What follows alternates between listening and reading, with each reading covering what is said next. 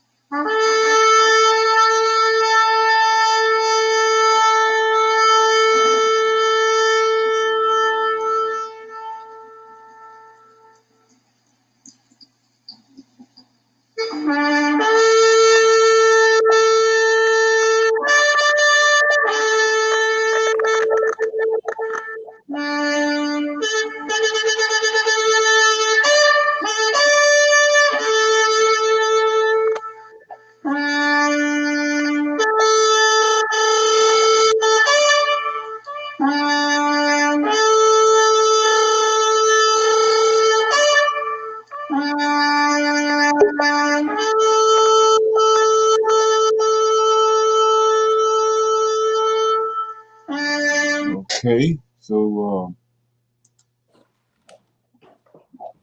shalom, shalom, everybody. This Prophets of Awakening.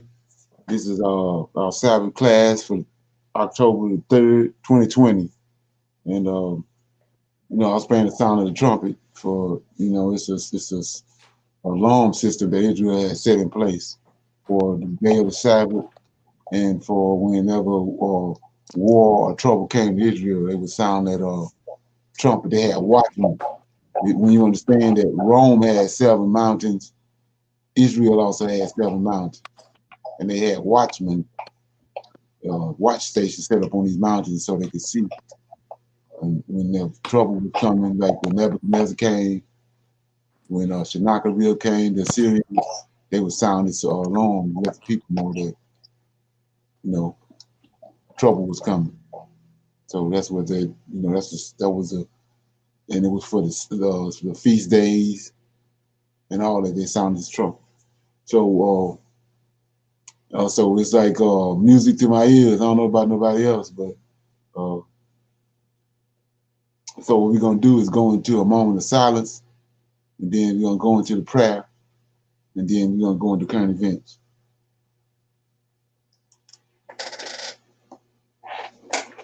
Okay.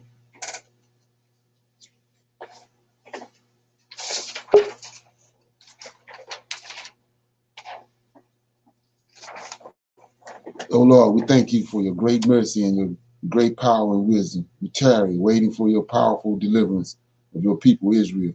Oh Lord, you have given us insight into the scriptures of our forefathers. You, O Lord, has directed us who you are and your role in the goings on of heaven and earth. We come this Sabbath day, doubtless that you will appear and that you will gather your nation from among these wicked Gentiles. O Lord, you spoke through your prophet Isaiah and said that you would help Abraham's seed and that you, O Lord, whom you, O Lord, have scattered. You have completed that promise as of this day. You said, O Lord, that you would remove the darkness from around us. Tarry not, O Lord, the latter days are here. We are waiting and watching for you, O Lord. Peace be unto you. Okay. With that being said, anybody got any current events that they want to bring up? Okay. What I want to do is, I was trying to bring this up last night, but I want to bring it up right now because, it's like I'm all about connecting dots. So I'm going to show how when they talk about the new black, and what they mean by it. So here we go. Side of the Most High, you are a heathen or a pagan. Satan used race in this modern day culture to bring confusion, in addition to imitate the Most High's bloodline system. A person's race is identified by place of birth and appearance. Bloodline is a family clan. The scriptures often identify a family clan by the father's name. Jacob's bloodline are Israelite.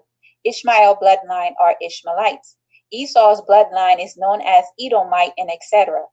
Through the Most High's bloodline system, a person can be born anywhere in this world as long as he or she descends from their family's bloodline. That is their nationality, in modern term, race.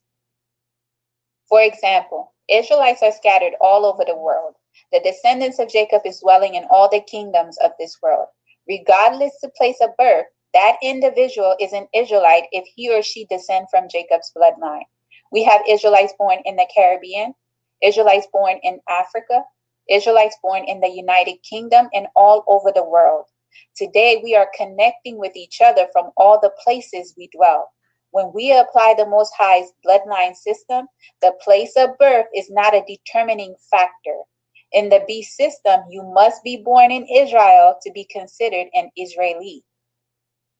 The kingdom of darkness grouped people with the same features and place of birth as one race. By doing this, Satan is mixing multiple bloodlines into one to identify the people of today. The reason Africa is the motherland, there are multiple countries on the continent of Africa. Majority of the inhabitants are categorized as Black in the beast system. Throughout the African continent are tribes. These tribes are a bloodline. Through those bloodlines, the indigenous people on the continent of Africa differentiate themselves. Although they resemble each other and been grouped into the Black race, their tribe or bloodline identify them. Israelites, this is why the Most High do not look at the outward appearance, because his original people look alike. Bloodline is the key and the true identifier of a person. Race is a non-factor. But the Lord said unto Samuel, Look not on his countenance, or on the height of his stature, because I have refused him. For the Lord seeth not as man seeth.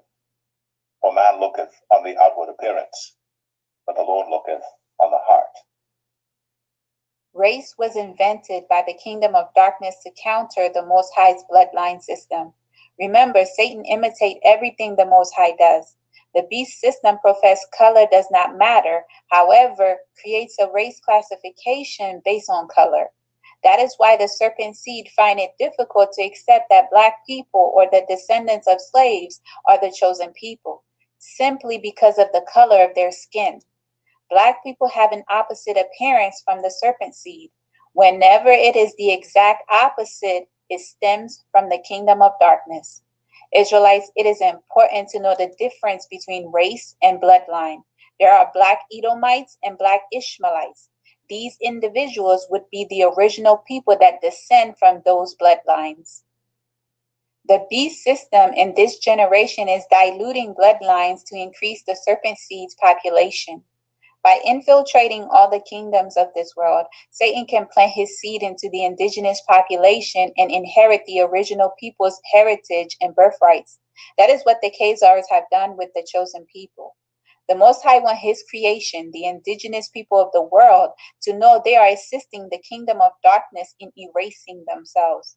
In addition, increasing the population of their oppressors. The beast system is promoting interracial couples and mixed families. These unions only benefit the serpent seed. For multiple generations, the kingdom of darkness used the mixed seed and the biracial to oppress the indigenous people. Many mixed and biracial people have the mentality of the serpent seed. The beast system classified biracials and the mixed group as Black. While the kingdom of darkness dilute the indigenous population with biracial and mixed people, Satan is causing a separation between the indigenous man and woman to further destroy the Most High's creation. If the Black man and the Black woman do not reproduce themselves, they will go extinct. To further sever the indigenous people, Satan programmed the indigenous people to hate themselves and accept everything white. The indigenous people fetishize biracial and mixed people. They hate their dark skin that is made in the Most High's image. So God created man in his own image. In the image of God created he him. Male and female created he them. Another method Satan is using to be sure white is the new black, the doctrines of devils. Satan convinced the indigenous man that whatever he produced with the strange woman is an exact duplicate of himself. Never mind that by the third generation he whitened himself out if his seed continued to reproduce with the serpent seed. By the third and fourth generation, the serpent seed stomped out the indigenous blood. Dear Black men, when you reproduce with the strange woman, your offspring is a testimony against you. Your offspring will turn around and oppress you, just as they have been doing for multiple generations. Your offspring inherit your self-hatred. That is why your sons and daughters reproduce with the serpent seed to follow in your footsteps. The apple does not fall far from the tree. Many Israelite males believe they are creating Israelite children with the strange woman. You are creating a thorn in your flesh, just as Abraham did when he had Ishmael with the strange woman. And Hagar bare Abram a son. And Abram called his son's name, which Hagar bare, Ishmael. The Ishmaelites participated in the slave trade. The Most High will punish the children for the sins of their fathers to the third and fourth generation. The Lord is long-suffering and of great mercy, forgiving iniquity and transgression, and by no means clearing the guilty, visiting the iniquity of the fathers upon the children unto the third and fourth generation. The Most High is indeed visiting the iniquities of the fathers to the children in this generation in the form of generational and bloodline curses. Remember, Esau spoiled his seed by reproducing with many strange women, going against his parents' wishes. And Esau was 40 years old when he took to wife Judith, the daughter of Berai the Hittite, and Bashemath, the daughter of Elon the Hittite, which were a grief of mind unto Isaac. Notice that Esau and pass our customs and the laws of the Most High to their descendants.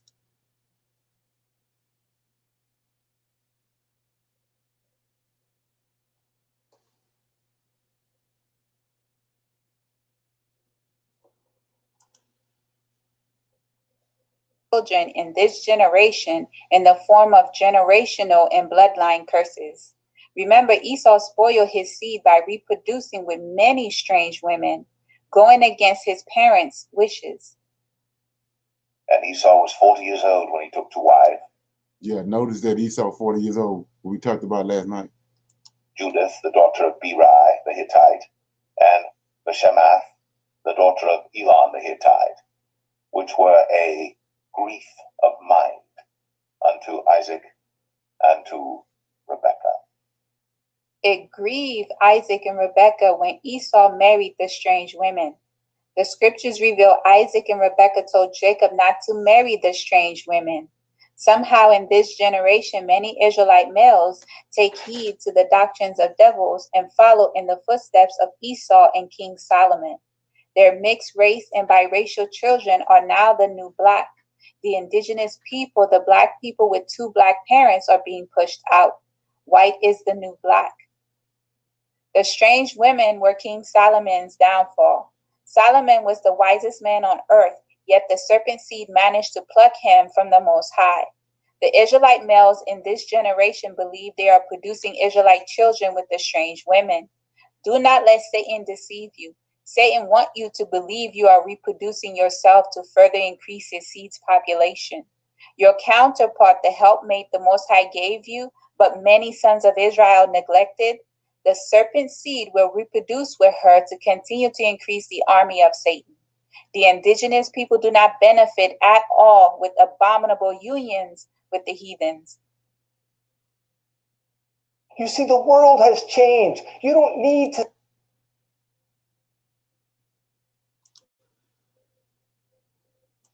Today, full-blooded heathen women, mixed and biracial people are taking the indigenous people culture with boldness. The indigenous people refer to them as culture vultures. The beast system continued to promote these people as black. Indigenous people of the world accept and welcome the half-caste because they... No, so here we go right here. This is what they mean by the new black. That's what he's talking about.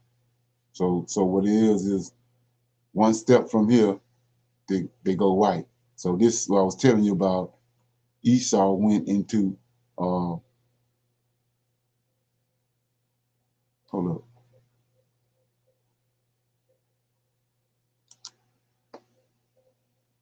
Can you hear me? Yes. Yes. Yes. Okay, so this the new black right here. And so this who Esau looked like. I showed you Caesarion. This how Caesarion looked. This how they looked when they went into Egypt. when they went into Spain in 70 AD. Then they went, the Israelites went to Africa, where it's melanin all over Africa, but they went where it wasn't no melanin. So they married into those European families, and now you see them looking the way they look. That's why the Most High is saying to the third and fourth generation, because you can go in either direction in 3 generations and look, there. So what you have to understand about this is big, because this is the same dude. If you go back to all the movies, when Jesus walking and fall down and couldn't go no further, this the dude every time. All the other movies, they got sometimes they have after they start getting the Israelites start waking up, they make a movie about the 10 Commandments. They have sometimes they be black people, then most of the time it's white, but every time Simon, the guy that helped Jesus that told us the cross for Jesus, was this dude. He was looked just like this dude every time. They never fought on that. It's always a mulatto dude that he picked the cross up for him with Negro features. He don't just look like this. He's strong. He cut up. Anyway, so no, I don't know if nobody pay attention to that, but yeah, it's always this dude here. Simon always looked like this. And so, like I said before, these are people that went into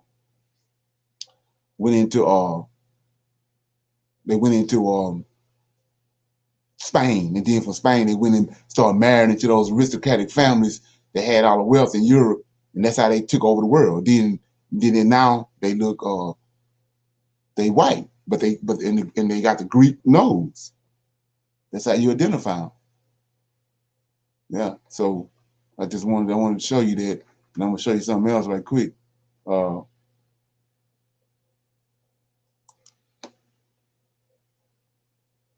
you the process.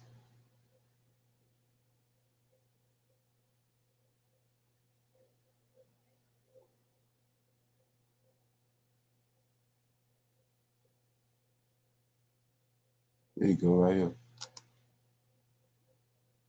So see, he's showing you the process. Started out right here. Then this Esau, when he went into Europe, then he started marrying into the aristocratic families. See that? Now, you probably in the past, you ain't paying no attention to this. See, this ain't no full-blooded white boy right there. See that? There go the full-blooded white boy. And we know how grotesque they was before. Before he came in contact with this man, they had the water bodies and they was all humps in their back and all that. Then you start getting these. This was the Spartans was doing when they created their army, and the Macedonians, they was getting these ones right here that had went through the process, like the Most High said, a full generation. The rest of them they messed up. They was throwing them babies over the cliff. Go watch the movie Alexander or Sparta. They taking the babies, throwing the ones that with the defects, throwing them over the cliff. It's these, the ones that done got all this, they done got this phenomenal body from this black man right here, and got him, then get this, then he got this man. Now he got this man here, got this body, but he white. He done went through the site, went through the like a cocoon, came out over here looking like this here. Now he got a features and a body and a structure. That's who the Spartans and all them are. So you have to understand that. Yeah. So let's go back over here.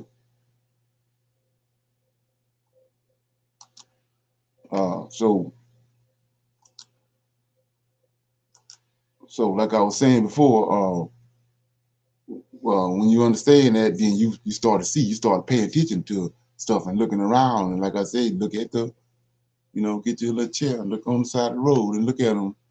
9 times out of 10, when you see all those defects, they don't look like the white boy I just showed you.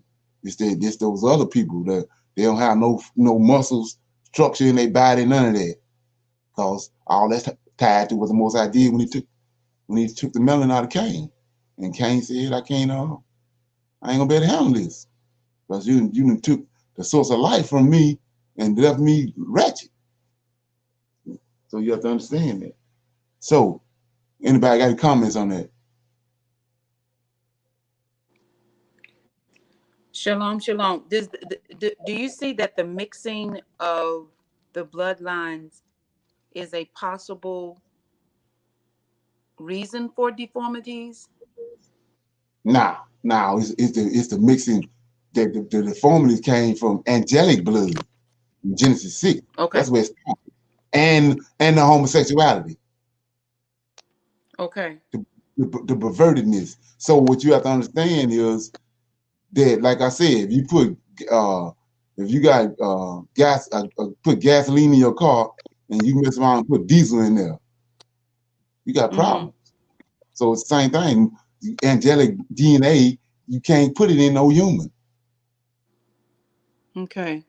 What the angels did, they came down, and when they did that, everything, that's what the Most High said, that's jumped off everything because everything became perverted. Because, like I said, he had to do surgery on and this tell you a lot too. It was Adam there. Eve was within Adam. He had to put Adam into a deep sleep and take that part of the DNA. He's a scientist. He ain't doing nothing no different than what your code trying to do. He took the female part of the man out, separated, and made the woman.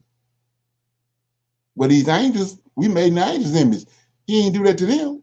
So they came down with the surgery. The Most High did the surgery on them, and then went into these women, and then they go to DNA. He throwed it all off. That's where you get homosexuality. Because Most High hadn't performed. He hadn't did what he needed to do to bring forth a woman. That's a woman. You know, there's want a man with hips and all that. They want a man.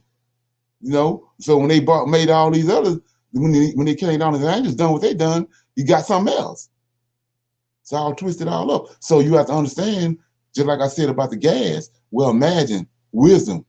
If you got a car and it's running off gas, you put diesel in there, it's gonna throw it off. Well, imagine Most High's knowledge going into this vessel. When it come out on the other side, it's gonna be thrown. That's what we're dealing with. That's the type of person that would go and change the Most High word and flip it all around because of the wisdom for the Most High that went in, then come out the right way because of the vessel that you put it in. It's perverted. That's what we're dealing with. So that's why I say you gotta, for the longest, you was walking around blind, but now the Most High done woke you up. You gotta be looking. You can't walk around with your eyes closed. You have to look at the people and checking them out, and with the information you done got, and you pretty much know what direction to go in after careful analysis of them and checking them out. You know something ain't right. Then especially if you're trying to convey some information to them and they ain't getting it. And the trick now is because of the intermingling, they look like you now. So a lot of them look like you. You think you throw it off on looking at the outward appearance, like the lady just said. Most I ain't dealing with the outward appearance. And how we know that is he got a covenant with David. And we see all through the First and Second Chronicles and First and Second Kings that he got he tell you, and he had this boy did wicked that was on the throne. But the Most High have a covenant with David that he's gonna bring a righteous one. So he the one dealing with all that. So all of a sudden you got three wicked ass kings, then all of a sudden he bring Hezekiah. Then he'll bring Josiah, Jehoshaphat. That ain't coincidence. He doing that. So it's the same thing with today. You look at it, all your friends, hell, cousins, siblings. You looking around. Shit, see what's up. You ain't walking with your eyes closed. That's how it works. That's where we at. Okay, so with that being said, like I said, anybody else got any comments on that? Okay, so we still dealing with current events. I'm gonna let me see what I need to do. Okay, I'm going to deal with this Trump thing right now.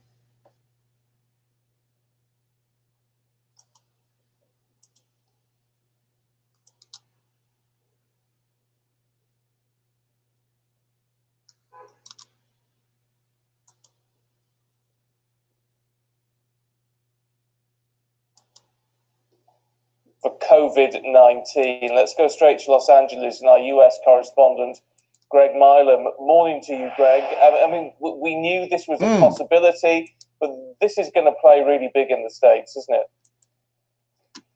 Yeah, it is. I mean, this is a tweet 5 to 1 in the morning in Washington, and that tweet from the president saying we will get through this together. But you're right that it's been coming in the last couple of hours, and I can take you through what happened.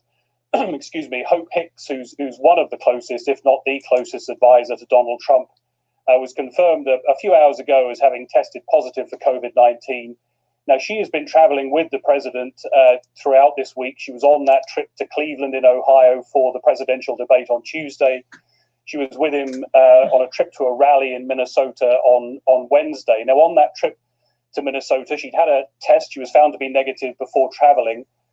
She began to feel unwell on the trip and quarantined on the plane back. She'd been on Air Force One and Marine One with the president. She tested positive when she got back, and that was on Wednesday night. And as a result of that, in the last few hours, the president confirmed that he and the First Lady had been tested for COVID-19. They were, in his words, beginning the quarantine process, and they expected the result in the next few hours, and that result is what we've just got back in the last few minutes. What's interesting is that the White House knew that Hope Hicks was positive on Wednesday night. And what the Democrats and those Republicans who are against Trump are going to say. I mean, this gives them almost an open goal, doesn't it? Yeah, when you go back to the very beginning, and of course in the presidential debate earlier this week, Joe Biden made a great play of the fact that Donald Trump early on had said this would disappear like a miracle. He mocked the fact that Donald Trump had talked about injecting bleach, although Donald Trump said he was being sarcastic. Of course, hydroxychloroquine, the president said he had taken a course of that to make sure that he didn't get the virus himself. And yet here we are, like his ally in Brazil, who had downplayed the risks, but then was tested positive. It's happened, and Donald Trump, as I say, has downplayed his own vulnerability. He very rarely wears a mask himself, as we know. He carries one. He showed it on the debate stage, but he very rarely wears that mask. Some of those around him do. Those who come into close proximity in the White House are tested every day, but we see the pictures of him traveling, and certainly to the debate earlier this week, not all of them wearing masks. And he's continued to hold those rallies, and that one in Minnesota this week is an example. Thousands of people packed together in those rallies. Not many of them are wearing masks. Suggestion that there have always been mixed messages. He said people didn't need to wear masks, and then he did wear a mask. Said it's up to people to do what they want. He's talked about reopening the economy. He's talked in recent weeks about America rounding the corner in facing down this pandemic, in the face actually of what some of his medical experts have been saying. And here he is now himself testing positive, and the First Lady as well. What's interesting is that on his schedule for Friday, and he may well continue to work from the White House, of course, even in quarantine, he was due to hold a call on. So,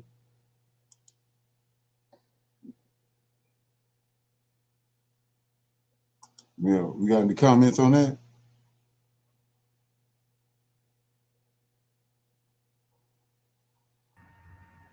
Yeah, I just think it's kind of ironic that, COVID been around for all these months, and Right. a couple weeks before the election, now he tested positive for it.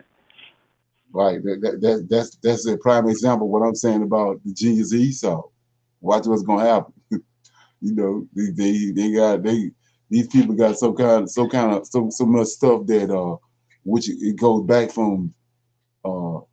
to ancient Egypt and all, and like I said, when you understand who developed the civilization of ancient Egypt, is these fallen angels and those giants. They dealing with like I just said, the part of the part of when an angel mixed with a human, is part of angelic and part human. Well, these giants had different supernatural abilities that came from their father, on their father's side, the angelic side.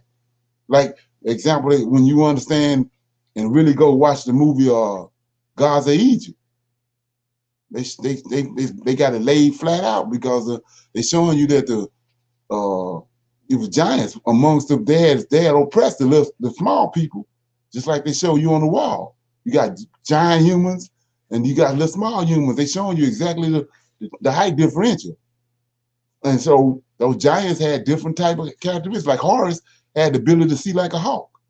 That's why they saying the eyes of the eye of Horus.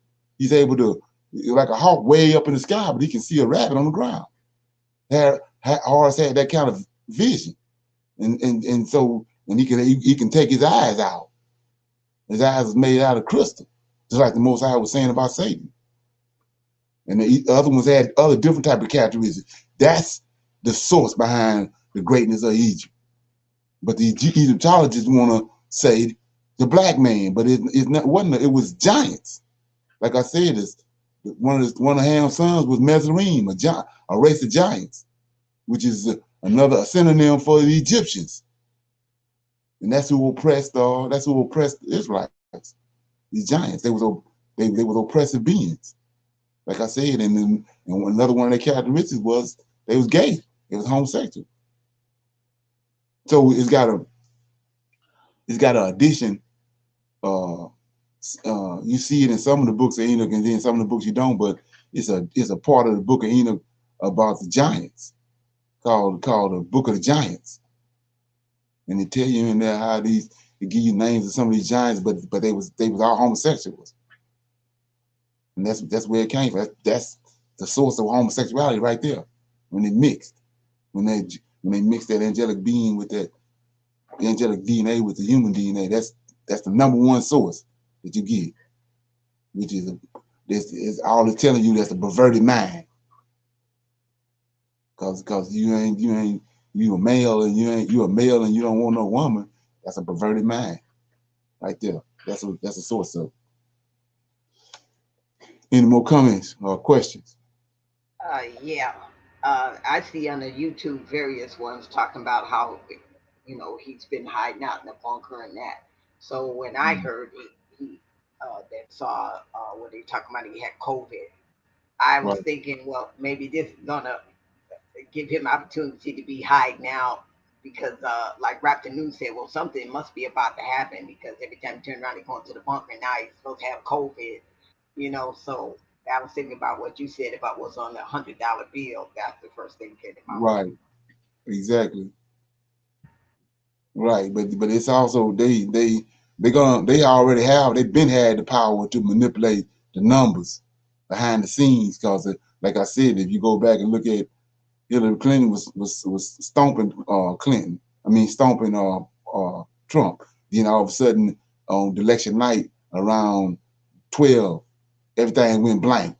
No numbers moved, no nothing moved. Then the next morning, when they finally came back, Trump got the lead. So they pros at manipulating the numbers. They already know how to do that, but they got to do certain events to make you think these events manipulate the numbers. Like I said before, they brought that hurricane way down to New Jersey. There ain't never been no hurricane in New Jersey. All of a sudden, McCain had a 10-point, 12-point lead.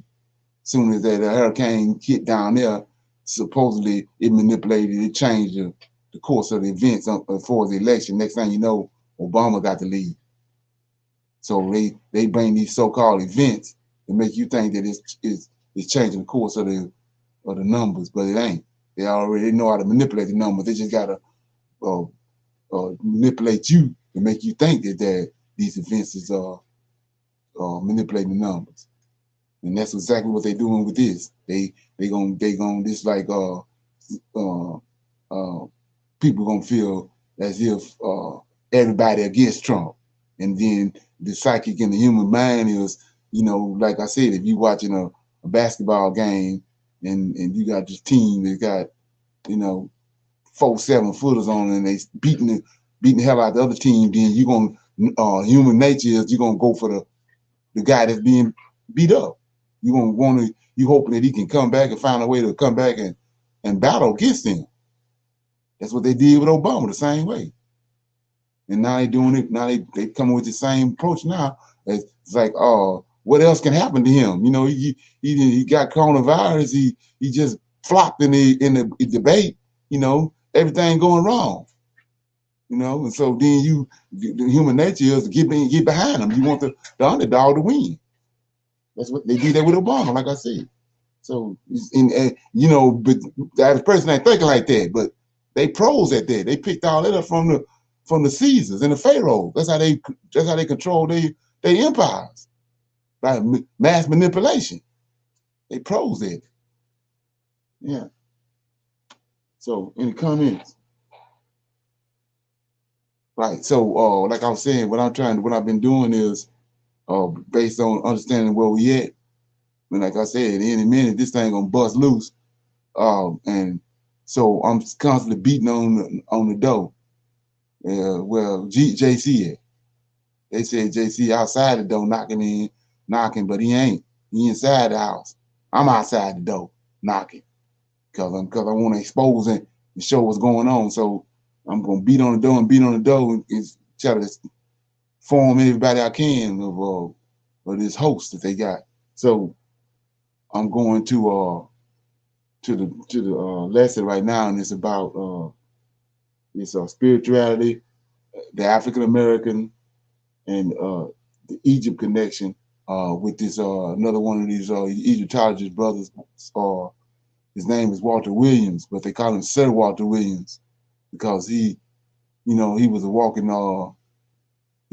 encyclopedia. So here we go. Let me take these people out.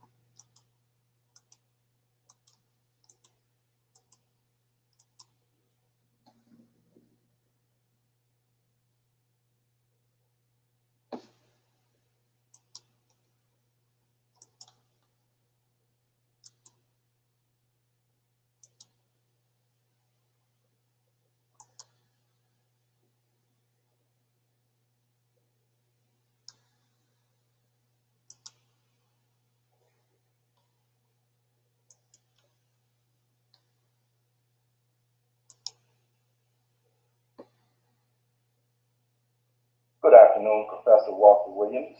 Good afternoon, Clemson Brown. It is wonderful to be here in your very beautiful home in Chicago, July 16th, 2009, to continue a series of interviews that we began years ago. Professor Williams, I'd like to open today by asking you, what is the first thing humanity should be taught about themselves to help them understand their humanity and the oneness with the universe that they have? Well, the first thing, Brother Clemson, that any human of any race, creed, or color to be taught is something about their own personal humanity. And once they know something about their own personal humanity, then all of humanity will be served better because of the understanding of what they know about themselves as a human being. Let me break that down a little further. Every human that's walking this earth, no matter what race, creed, or color that they may be, has a mother and a father that was used as human instrument to bring forth them and all of humanity into this world that we know today. This is what should be taught to the individual child as that child develops in age. They should be taught that coming from their mother's womb, they were attached to her umbilical cord.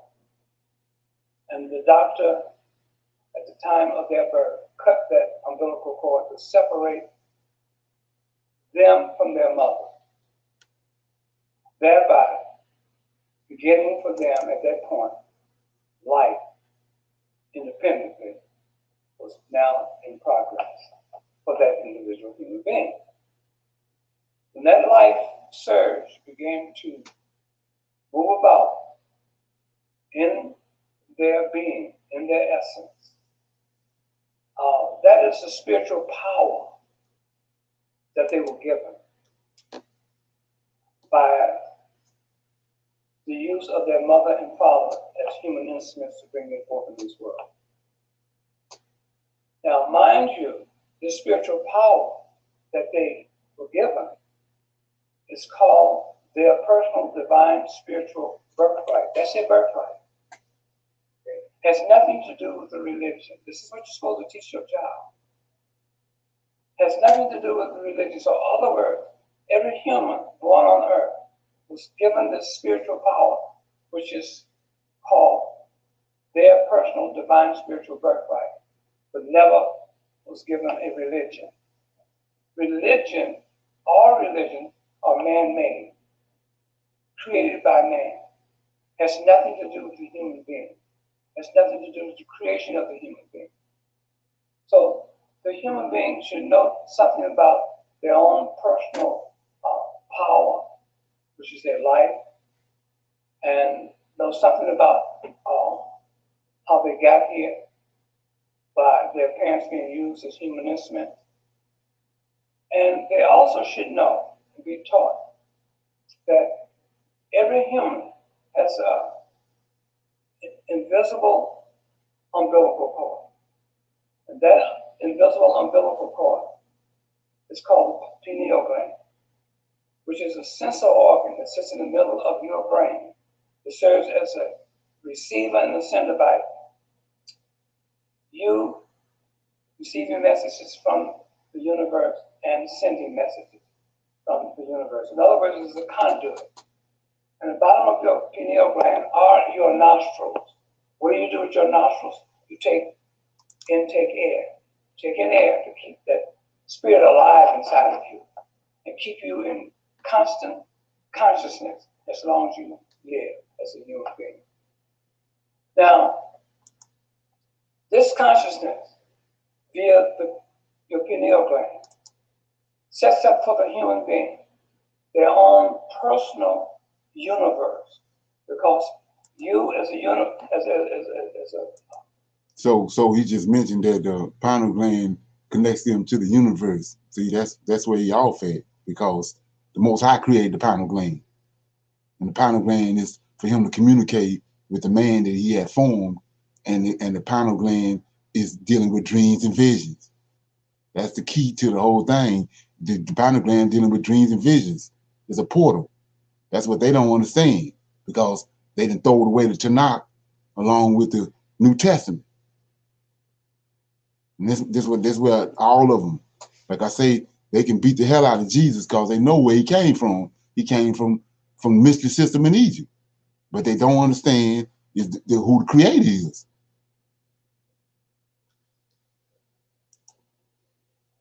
As a human being living on earth, you are connected via your pineal gland with the universe, with your personal universe, with the cosmic universe, the larger cosmic spiritual universe, which has no beginning and no ending. Okay. Now, if I cut your head open, I can see your brains, but I cannot see your mind. Your mind is invisible spirit. That's your personal universe. See? If you know how to use your personal universe, which you're using it every day, whether you realize it or not, that personal consciousness coming from your personal awareness, by way of consciousness, spiritual consciousness, creates for you, the human being, your own personal life.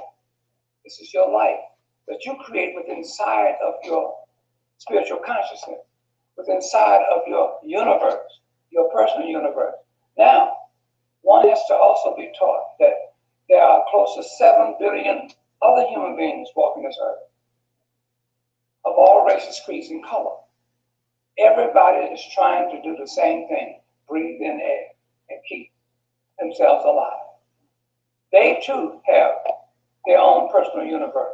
So therefore, the number of people walking this earth of all races, creeds, and color, which is close to 7 billion, they also have their own personal universe that they're dealing with. So in other words, everything that you see around you was once invisible. Everything you see around you was invisible at one time. But from the mind of either a male or female come forth in physical form everything that you see around you. Okay? Now, that individual are known, or human beings as an individual are known as little creators. Okay? Now, we as little creators, male and female, can create and have created everything that you see around you in its physical form, except for the sky, the stars, the moon, the sun, air, water, earth, vegetation, animals. Every so often, an opportunity arises that is so big you have to double check just to make sure it's real. And if you're an investor, you've probably been doing your research right now, trying to predict what the next big thing is before the masses catch on. Because one thing history teaches us is that those who catch a new trend early are rewarded handsomely. If you're an incredible animal, sorry about and that, humanity. Okay? A man and a woman singularly cannot create anything with life in it, because as you look around, you will see the things coming out of their minds, but it has no life to it. See? There's no life.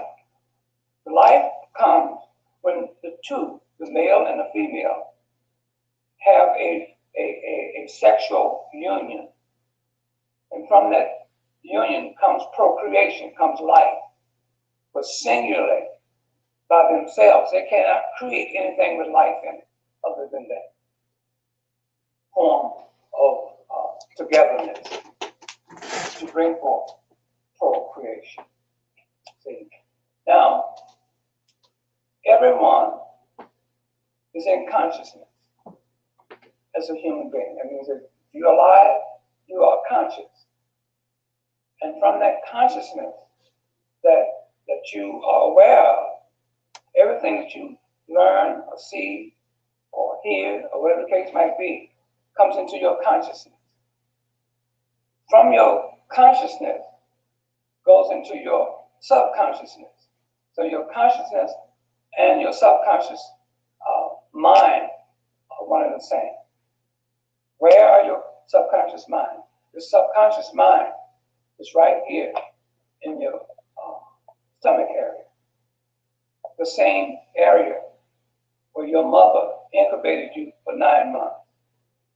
In other words, this is you're storing information consciously and subconsciously. They work side by side or with each other. So these are the things that needs to be taught to the human being. And every human should be taught that whatever they make up their mind that they want to do or want to achieve, they can achieve it. All they have to do is make up their mind, because they are already automatically in contact with the universe, like our ancestors, the ancient Egyptians. They were in contact with the universe. The universe was their teacher. The universe taught them how to build the Great Pyramid, how to build the Great Sphinx, how to bring forth all of civilization from their culture and giving it to and for the rest of the people living throughout the world. Okay? Every person living throughout the world today, no matter what race, creed, or color that they may be, are using something from the culture of our ancestors, ancient Egyptians, because they were the first and oldest civilized people on planet Earth.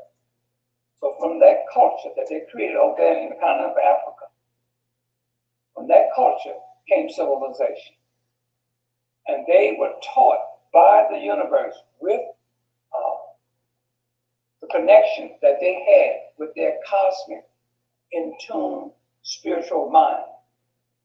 And the universe taught them. So therefore, there's no other prior older civilization than the ancient Egyptians. So you can't say, well, the ancient Egyptians got this from another older civilization. No. The universe taught them. Okay, that's where you get the word university from, because of the universe teaching our ancestors, using them as human instruments, just like each human, their mother and father are used as and were used as human instruments. The same thing with the universe using our ancestors, the ancient Egyptians, as human instruments to bring forth all of civilization for all of humanity. This is what an individual should be taught as a child growing up, as they modulate through the age development of their life. Then they should be taught this, and so they can not fall in the pitfalls or the traps of religion.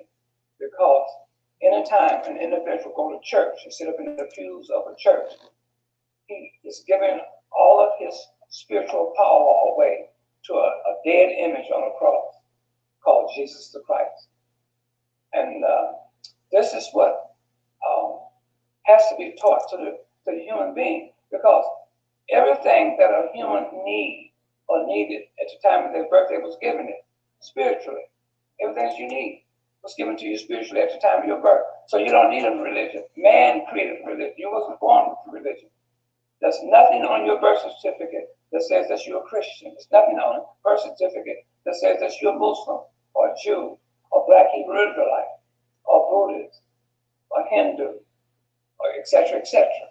Nothing on there that says that you and your humanity is tied up into any kind of religion. So these are the things that should be taught to the human being, and teach that human being that they can incubate their thoughts, and those thoughts will eventually, if they work, they have to work at it now. They just can't take in a thought, say, I want a car, and then thinking that a car is going to appear at the curb point. No, it's not going to do that. You got to take that thought into your conscious mind, work it with your subconscious mind. It's going to do that automatically. And then you're going to have to ideas, because you have now decided what you want to manifest in your life. Because, like I mentioned before, about your own personal universe, and from that personal universe that you possess as a human being, you can create. Hi, my name is Marquette.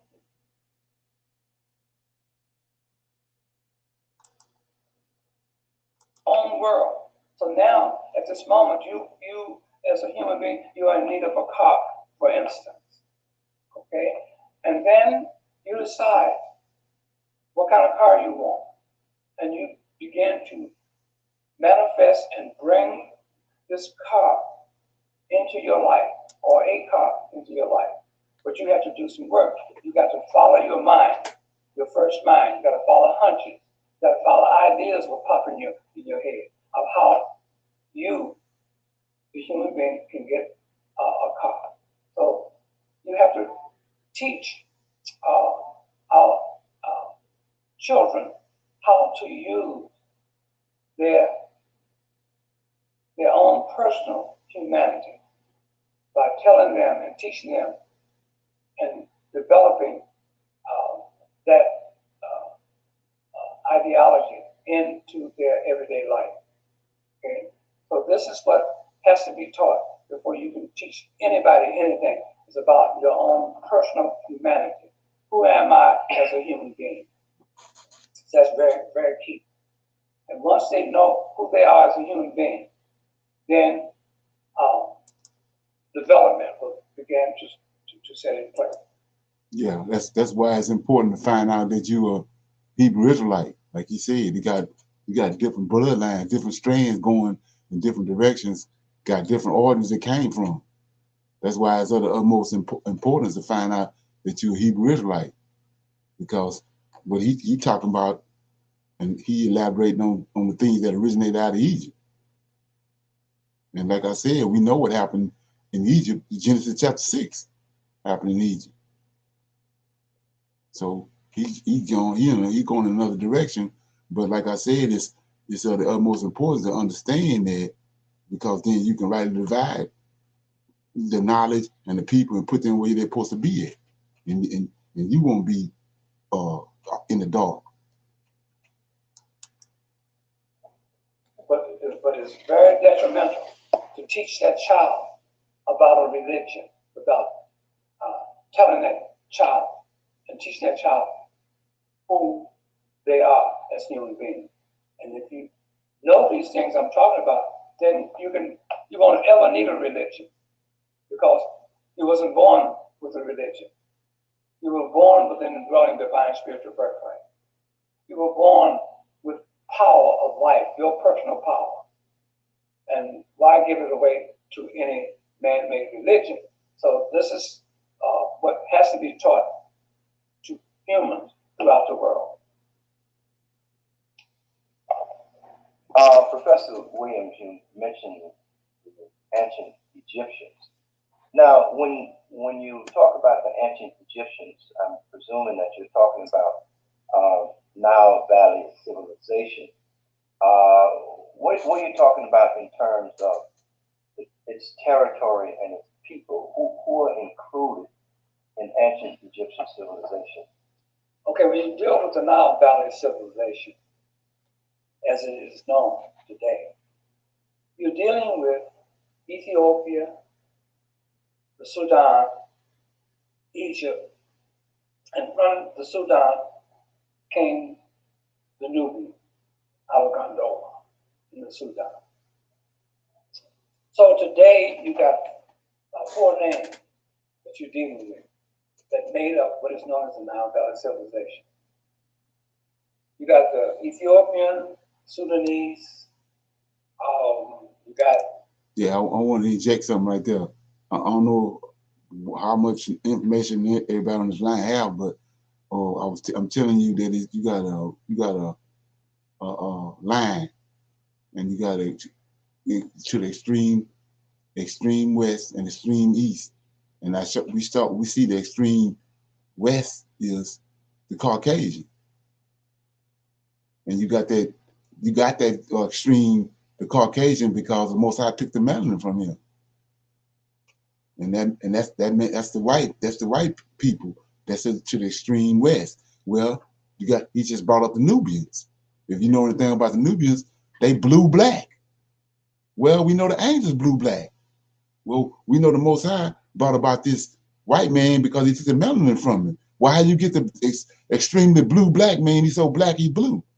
These angels came down, brought the overdose of melanin. And the Egyptian, the African, the Hebrew in the middle of that. I showed you how he said their skin is brown, dark brown. It's like I say, making a cake. If you making a cake and put too much sugar in the cake, it's gonna be too sweet. You have to put the exact right mix. Well, the man that the Most High formed on the 8th day, he got the right mix in it. These angels came down in Genesis chapter 6 to this other man that was over here, the 6th-day man that's brown too, and these angels came down. And like I say, the melanin gonna do what it's do. When you put it into something, it's gonna do what it's do. So they were blue black. I showed you that in Ezekiel chapter 1.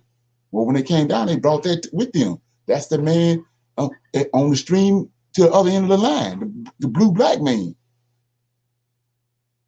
These angels brought that down. Well, let that firmate.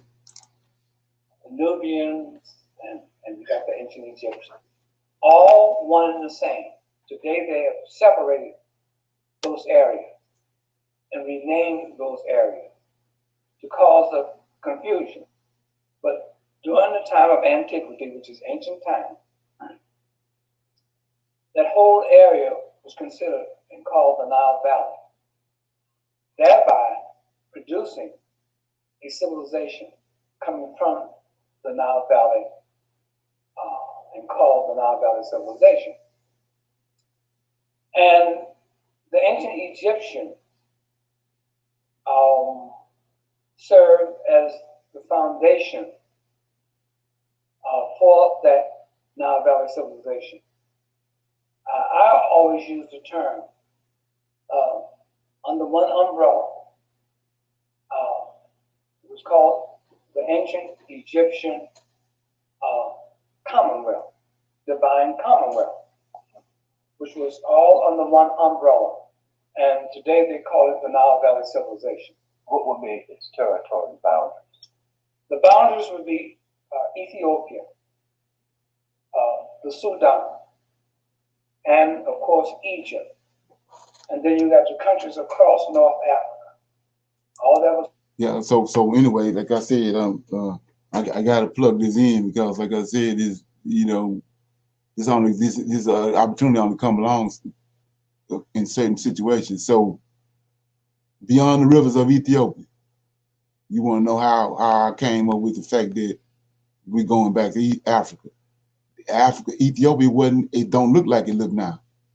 He's telling you the borders and the boundaries of Ethiopia. It was all across from the Nile River, all across Africa, all the way halfway down the continent of Africa.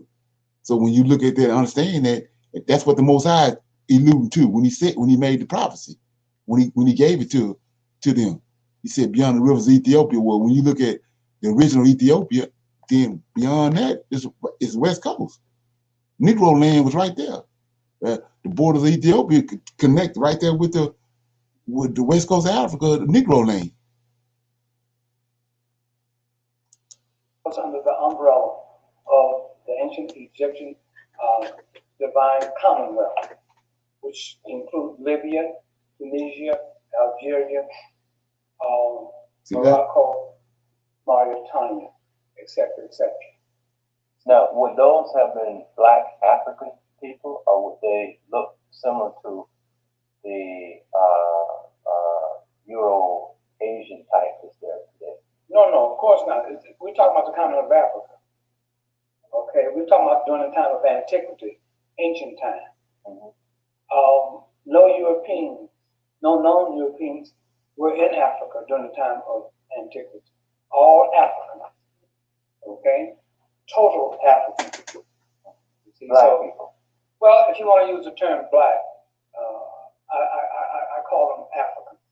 So when you use the term African or African, then you know that these people are African with dark skin. I don't use the term black, and I have a reason for that. But African are dark-skinned people. I think Professor Williams said it's important for our young people, especially African young people, to understand what the contributions of ancient Egypt was. And as far as your research shows you, what was ancient Egypt like culturally and spiritually before Greek or European penetration? I want you to look at their value system, for example, their educational system, their politics, their technology. What is it that they bequeath to civilization? And if you want me to, I can break these questions up and ask them to you one by one, but could you begin? Okay, the question is that what was ancient Egypt like before the Greeks and the Europeans came into Egypt? We're talking about a civilization beginning, let's say, 10,000 BC. The world's first and oldest civilized people on planet Earth, known to us today in history as ancient Egyptians. There was no other prior older civilization than ancient Egypt. Okay, so one has to really understand that. So let's go inside of ancient Egypt a little bit. At this time, like I mentioned before, that they were used as human instruments to bring forth all of civilization for the whole entire world. Meaning that everything that is used today, pen, paper, ink, furniture, buildings, eating utensils,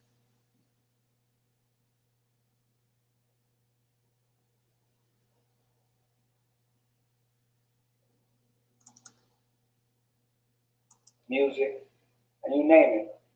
They were the creators and inventors of these different entities. So civilization was being built and structured and developed there. In other words, they brought forth animal husbandry, domesticating the earth, domesticating animals, architecture, building the buildings, mathematics. They were the only people living on planet Earth that were literate. And they were the only people by them have created mathematics as a workable discipline. They were able to build homes, houses, buildings, etc., etc. So they were the first people to live in and build homes or houses or buildings, simply because they knew math. In order to build a house or building or whatever the case might be, you have to know mathematics. So without the knowledge of mathematics, you cannot build anything. So they were the creators of mathematics, all forms of math. So therefore, and they, by them being the first to develop a writing system, they had three forms of writing. One, the Meta-Nature hieroglyphics, which has never, ever been deciphered. Then they had the hieratic, demotic, cursive, phonetic script, which is the alphabet. And once an alphabet is created, it can only be created one time. That's it. So during the time of antiquity, our ancestors, ancient Egyptians, living in the continent of Africa, in Egypt, were the only literate people on planet Earth. No other race of people had a writing system. So therefore, they were illiterate. I'm not using that to degrade them. I'm just bringing out a fact. And if that fact is true, then it stands for itself. Okay? So these things I have mentioned and have mentioned are part of the things that was going on there. Of course, you know, and the whole world knows that they built the Great Pyramid, which is still standing today. They don't know how the Great Pyramid was built. It's a mystery. They built the Sphinx, which is the body of the Sphinx is one city block long, 6 stories tall. Okay. In other words, they had amazingly large mind, meaning that their thinking was big. Okay, there was nothing to limit them. There was no religion, because religion puts you in bondage, puts you into slave servitude position. It limits your thinking, destroys your thinking. You can't think because all religions have rules and laws and rituals and customs for one to abide by. So that limits an individual. The ancient Egyptians didn't have all of that. They had the underlying principles of Ma'at, which is truth, justice, peace, love, and wisdom. This is what they had. This is the principle that they govern themselves by. You see, and the ancient Egyptians did not have armies. There was no army in ancient Egypt, nor jails, because they had no corrupt government. Armies are used to invade other people, take their land, take their culture, rape their women, take their natural resources, let's say dominate them, colonize them.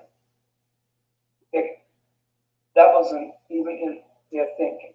So therefore, they coexisted with all races of people as they came in encounter with them throughout the world. Okay? So therefore, they had no army nor jails because their government was not corrupt. See, they didn't have a corrupt government. In order to have, if you have a corrupt government, then that government needs jails to put people in because they're going to break the law. See, so they didn't have all that in ancient Egypt. See, so they were spiritually free of all these entanglements of religion and different other politics that was based off of greed, etc., etc. See, now you take the European now, on the other hand, while we at this point in our interview, the European, on the other hand, used the foundation of our ancestors, the ancient Egyptians, to build themselves an institution on. This was done after Alexander the Greek came into Egypt. What period are we talking about? We're talking about 332 BC when Alexander the Greek came into Egypt. And how old at that time was the ancient Egyptian civilization? Over 9,000 years. So the ancient Egyptian civilization was 9,000 years old before the Europeans came in. Before the Europeans ever set foot into Egypt and to the continent of Africa. They had a civilization that had been in existence for over 9,000 years. That's the ancient Egyptian. Well, talking about the world's first known civilized people. What was happening in Europe at that time, 9,000 years ago? It is unknown simply because the Europeans will tell you, if you study European history, so far as trying to find the origin of it, they will tell you that their beginning origin for themselves, the Europeans, is unknown. They started their beginning history with the Greeks. This is what they started their beginning history with the Greeks.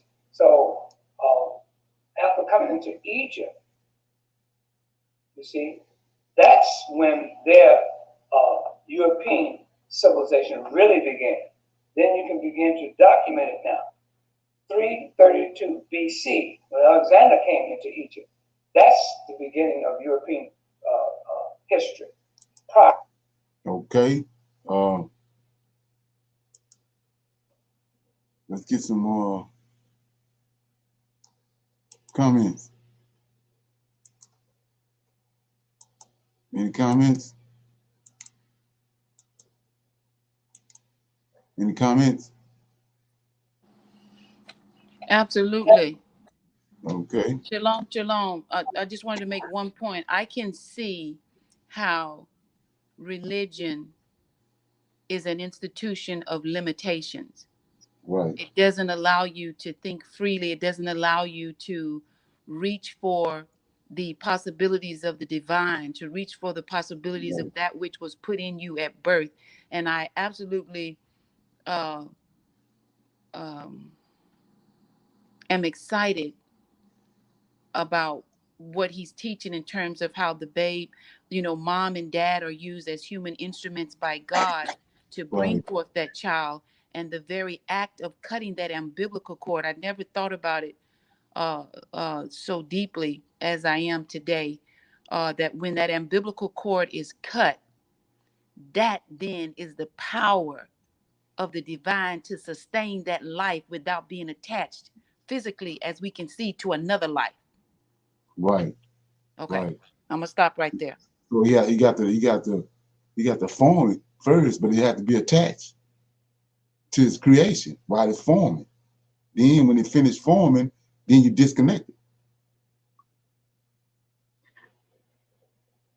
from the umbilical cord. But while it's being formed, it has to be connected to what the Most High did from the beginning, when He made Adam and Eve. Exactly. That's why it's umbilical cord to umbilical cord. Yes. And then He telling you, don't, like I say, He a scientist. He the scientist of all scientists. And don't bring nothing foreign into this. Right. What I'm doing is do like the squirrel and the baboon and everybody, all the animals doing. Mate with your kind and keep this thing going. Right. Because when I made you super. You super. So you don't need nothing else to bring nothing else into this. That's what he's telling them. And one more thing, Leonard, I thought was so profound. If we go back and look at our birth certificates, there is no religion on there. I just absolutely, that is so profound to me. Right. Exactly. Okay. Any other comments? I think the I guess the wonders of creation further exemplifies the majestic of the Creator, because even in plants, that plants come in. My daughter pointed out to me last night that there's plants that have fertile, each plant, I'm talking about in the same flower pot, they have fertile males, fertile female plants, and sterile males and sterile female plants. And the way the Creator set it up is the fertile male blocks that sterile from being close to a fertile, because he can't do it, I guess, because he can't procreate. You understand? So geez, the majestic, the Creator is majestic in everything that he has created. It's beyond our imagination. We can't even fathom, his abilities and his creative abilities. It's just beyond me. Yeah. Right. Yeah. So that's the thing. Like I was saying, they just give us stuff, bits and pieces in the so-called King James Bible. But for instance, why do Lucifer want to usurp himself, and why he got a problem with Michael? Because of what you just said. That when Most High created him, that's what he created, what you just said. He created this majestic being that can create all this stuff and do all this. He's only one like him. So Satan got a problem with it. That's why he got angry and wanted to kill his brother. And that's what people don't understand. So I have something. So when I think about the Most High and how all of creation, including the sun, the moon, the stars, the angels, everything was created to serve him. That just, I was thinking about that yesterday, and there was a song that an artist put out about that very thing, how every single thing, including the sun, the water, everything was created to serve him. And so I just want to remember that today. So that's all I got. Okay, yeah. That's it. That's the thing about. I mean, like I said, how they hoodwinked us. When you look at that when you look at all that, and the light is shined on it, then but they tell you that you can't worship. You can't worship them. But that's crazy, because it's the first thing you're gonna do is worship. Once you get the gist of what they capable of doing and how his order and all this set up, that's the first thing you're gonna do. And the example of that is Abraham. Abraham had been displaced by what Canaan had done. When he stole the land, that's how they ended up down at Ur the Chaldeans. So they had been disconnected from the Creator because his daddy was making idols. Then all of a sudden, the Lord of hosts showed up to Abraham, and Abraham got to know him. Abraham, he sent him to Shem and Eber and Noah. And then when he found out who he was, then he had no other thing. He had no other choice but to get down on the ground, like you say, with his face to the ground, because once he figured out who he was, that's the only thing you can do. So we see right there how they didn't alter our consciousness and our sense of understanding right there by telling you that. Yeah. Anybody else? Okay, I'm gonna go ahead and play the other 30 minutes, and we're gonna deal with the rest of it tonight.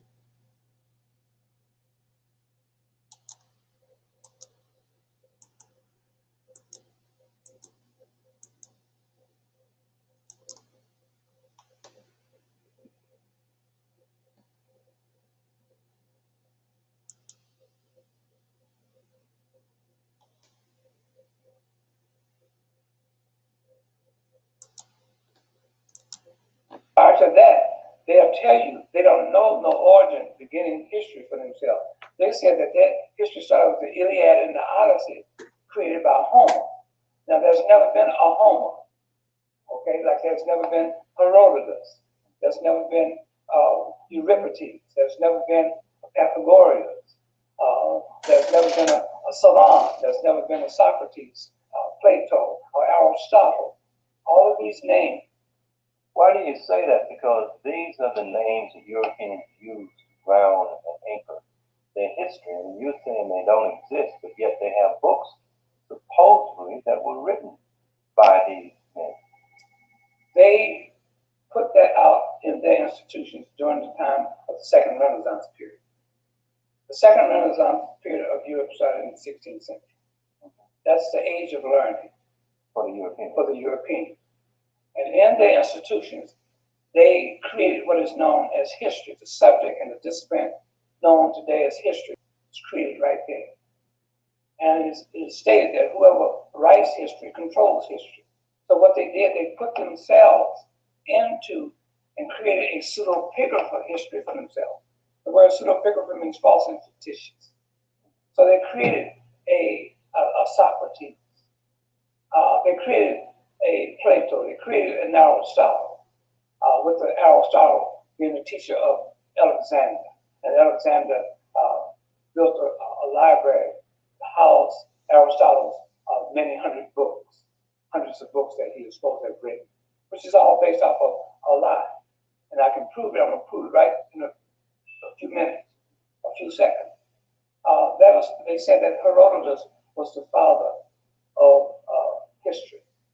Okay, and they say that Euripides wrote Greek tragedy.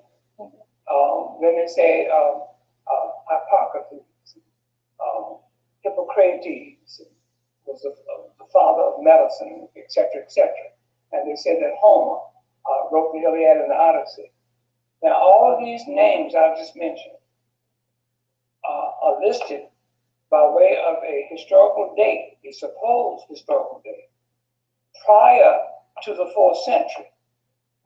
See, most of these names are called a 5th century created characters in European pseudepigrapha history, false and fictitious history, except for Homer, comes out of 9th century. So all of these names comes out of when? 9th century. 9th century? It was supposed to be 800, so that's the 9th century. Okay, that's BC. BC. Mm-hmm. So now, I'm going to show you how you get rid of these names and expose these names as being a lie. It's because the question that Walter Williams asked, if all of these names I've mentioned existed as human beings and not characters, then the question I ask is what alphabet? It's because the Greeks had no alphabet. Prior to coming into ancient Egypt. See? So what alphabet did they use? What alphabet did Socrates use? What alphabet did Plato use? What alphabet did Aristotle use to write so many hundreds of books? What alphabet did Euripides use to write Greek tragedy? What alphabet did Herodotus use to write history for the Europeans? What alphabet did Homer use to write with? What alphabet did Pythagoras and Hippocrates used and Solon used to write with? They had none. See, so when the Greeks under Alexander, I'll tell you how a Greek alphabet was created. When the Greeks coming into Egypt under Alexander the Greek forced the Greek language on our ancestors, the ancient Egyptians, they applied, by them being a literary people, they applied an alphabet to that language. And the alphabet that they applied is a phonetic alphabet, because the phonetic alphabet is a very important alphabet, because you can write and put an alphabetical value to the sound that you hear. You see, so they learned the Greek language and began to apply an alphabet to the Greek language. So the Greek language had an alphabet applied to, but the Greeks had no alphabet. Because they were illiterate. The Greeks had no writing system? None whatsoever. They couldn't write? Couldn't read, couldn't write. If you can't write, you can't read. So therefore, there's never been, during the time of antiquity, in their ancient time, there was never an institution that ever came out of Greece. none whatsoever, because they didn't have no writing system. Mm-hmm. You see? Now, let me just ask you to digress for a moment in terms of the rest of Europe. Were the Greek civilization and culture any different from the rest of Europe? And say if you look into what today is England and Germany and Scandinavia, was the Greek civilization the same as that civilization?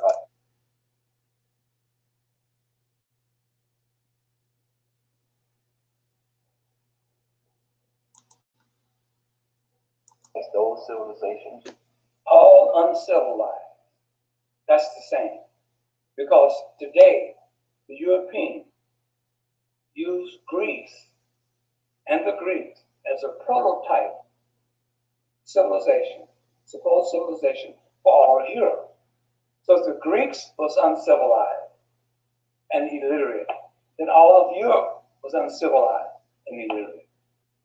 See? Can you give me the boundaries of Africa during ancient times, just so we know what is encompassed in the territory of Africa, what we're talking about? I mean, what was the boundary? Yeah, it's two things I want to inject in that. Is one of them is that go back to what JFAT means, and he's showing you right now the validity of it. It says a foolish people. Well, he's showing you right now before they came in contact with with Africa and Northeast Africa, they was foolish people. And the other thing is, now we know that Zephano went to Greece, and the Edomite, and Obadiah tells you the ambassador was sent out. And so Esau the one turned them on to all this information. So they was totally ignorant before that. And so what they've done is turned in and flipped it on our head, because they know what reading done for them. That's why when they brought us over here, they demanded that we don't read, because they know what reading done for them. It's not the same today. It's not the same today because the world has been remapped by the Europeans. Okay, but let's go back to ancient times. The map that is being used today to identify the whole continent of Africa. Let's take, for instance, use that map as a visual. Then, along with that map, you go over in Northeast Africa, and you come to the country, and the countries that we know today as Turkey, we know today as Saudi Arabia, Iraq, Kuwait, Iran, Yemen, Syria, Lebanon, and Israel. Well, I don't count Israel because that's an illegal state that never supposed to have existed, but it's there, so I ignore that. So all of that area over there is considered Northeast Africa, misnomer today and called the Middle East. They made it the land of the Bible. That goes into another history. But you take the original map of Africa and put all those other countries that I named, Turkey, Arabia, and Yemen, et cetera, with that, that's the whole picture of Africa. Territory of Africa. Mm-hmm. Okay. I'm sorry, I didn't mean to cut you off. You were talking about the Greeks the Europeans having no writing system and being illiterate people, and that the Greeks, the Africans, the ancient Egyptians applying an alphabet, a phonetic script to their language. Please continue. Yeah, so today is a misnomer. People are taught that the Greeks had an alphabet. We never have no alphabet. It's a misnomer. And then from the Greek alphabet, they said came the Latin. And then from the Greek and the Latin alphabet came the Hebrew alphabet. There's no such thing as a Hebrew alphabet. All alphabets come from one source. That's our ancestors, the ancient Egyptians who lived in the continent of Africa. Okay, and so even the Jewish religion now is claiming an alphabet with those large black calligraphied letters that they use to write what they call Hebrew. Prior to Hebrew coming in, they use those same calligraphied large black block letters to write Yiddish. So one has to know something about their relationship with the ancient Egyptians, our ancestors. They have to know something about that. If they don't, then the whole world can fool them. They can tell them anything, you see. And once there was William A. Bennett, who used to be the Secretary of Education, said that to be ignorant of history is to be fundamentally like a child. See? Because anybody can come and tell you anything. I want to draw your attention back to these European writers that you were proving did not exist. Socrates, all of these, Plato, all of these supposedly ancient European personalities are fictitious. Can you continue developing your position on that? Well, I've said just about everything that should be said to an individual's understanding about those names never existed. Those names are incarnated names.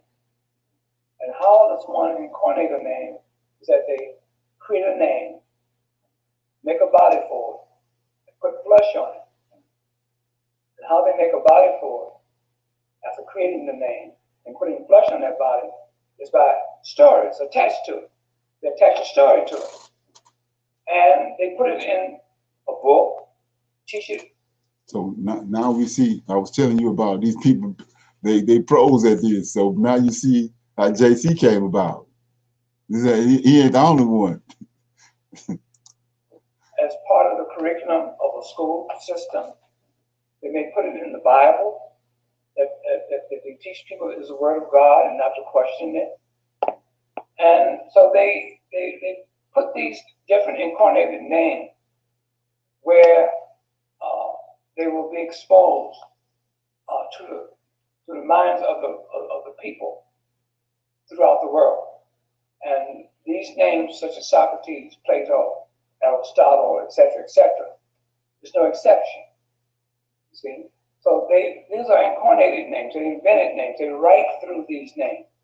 They say, "Oh, Socrates did so and so, so and so, so and so," and then they put a birth date for Socrates, a death date for Socrates, and then sometimes they even put their mother's name or the son of name of their fathers or whatever the case might be to make it real in the minds of the people. Now, once an individual read and they believe that there was Socrates, even though there's never been a human being walking this earth by the name of Socrates, but if the people who read this and have been taught that there was a Socrates, a Plato, who Socrates supposed to be the teacher of Plato, Plato supposed to be the teacher of Aristotle, etc., Now Aristotle is supposed to have taught Alexander the Greek. Yeah, so that's the purpose from 6 years old to 18 years old. So all your arguments and conversation is about what they told you from 6 to 18 years old. Same thing, and during that same period, you're going to church every Sunday. So now you see you're a dead man walking. All the information you got is garbage. And Alexander the Greek built a library called the Great Library, the house Aristotle's supposed to have. As long as you believe those stories, then what the individual human being has done, they have created in their mind and given life to Socrates, Plato, Aristotle, and to Herodotus, and so forth and so on. You see, that's the key, and that's the reason why they have created these names to make. We're talking about the Europeans, create these names and put it into their curriculum in their school system to give them, the Europeans, to the rest of the world, some semblance of being civilized or a learned people. You see, that's the reason for that.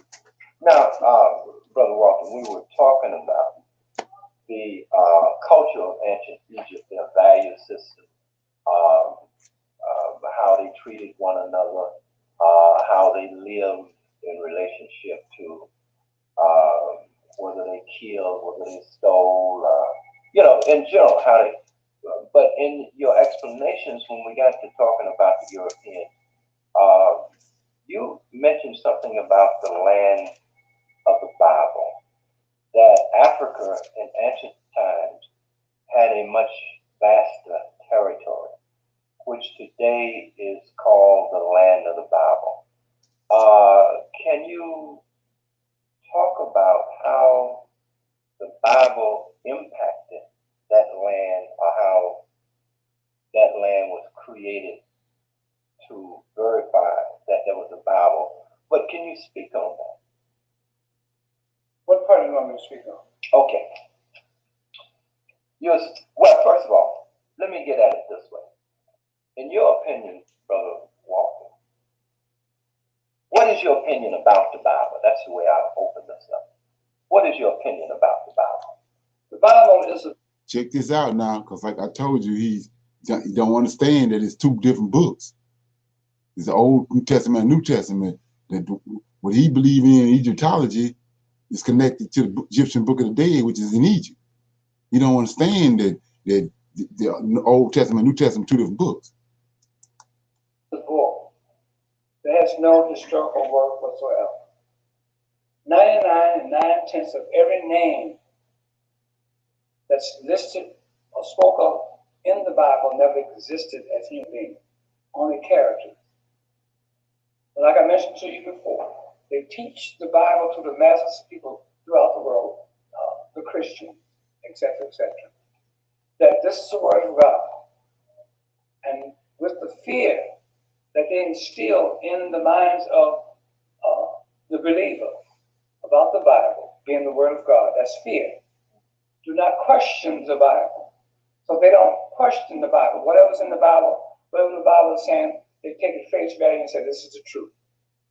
Now, what the people who read the Bible and believe in these stories, they make these stories real because they use their own personal spiritual power that was given to them at the time of their birth to do that, to do just that. You see, for instance, in my lectures I give, I ask people, have you ever heard of the story of Nebuchadnezzar? They say yes. Nebuchadnezzar, the story goes, went into Judea in 587 BC and took the Jews out of Judea, which is Jerusalem today, and took them into Babylon and put them into captivity. Then it goes on to say with the story, Cyrus II, the Persian king, in 5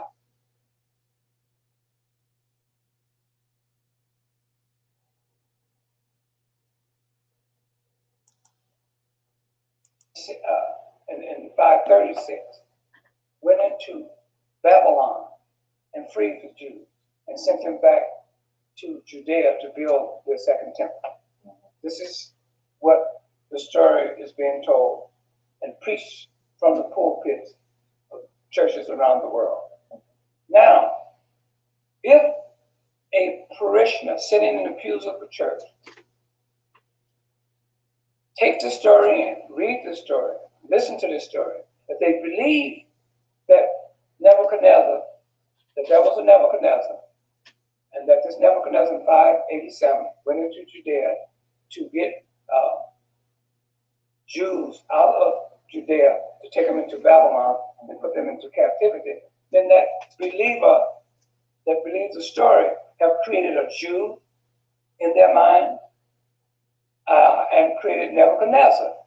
And the rest of the names that are attached to this story, they do that with their own personal spirituality. They give it life, in other words. You see? So this is how the Bible, this is one way the Bible is being used.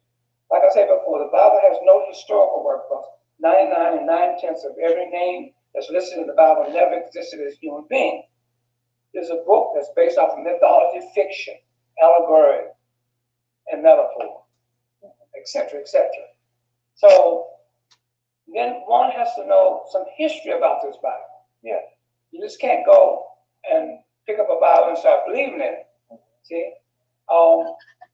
If so, then you're going to get disappointed.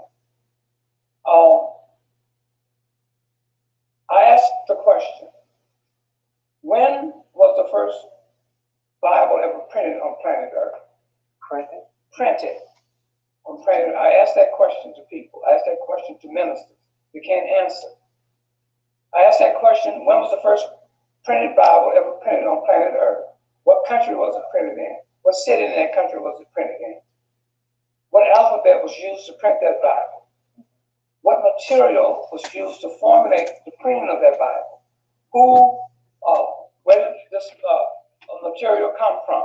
Who formulated this material for the Bible to be printed? And what was the Orthodox name of the Bible? Very important question. So if an individual don't have the answers for that, then they know nothing about the Bible. Okay? So then I asked the individual, when was the Old Testament, that we know today is the Old Testament, and the New Testament put up under one cover? They can't answer that question. Okay? The third question I asked him, I said, now in your Bible that you read, who created the New Testament? Who was the first person on earth to propound the creation? Propound the creation of the New Testament.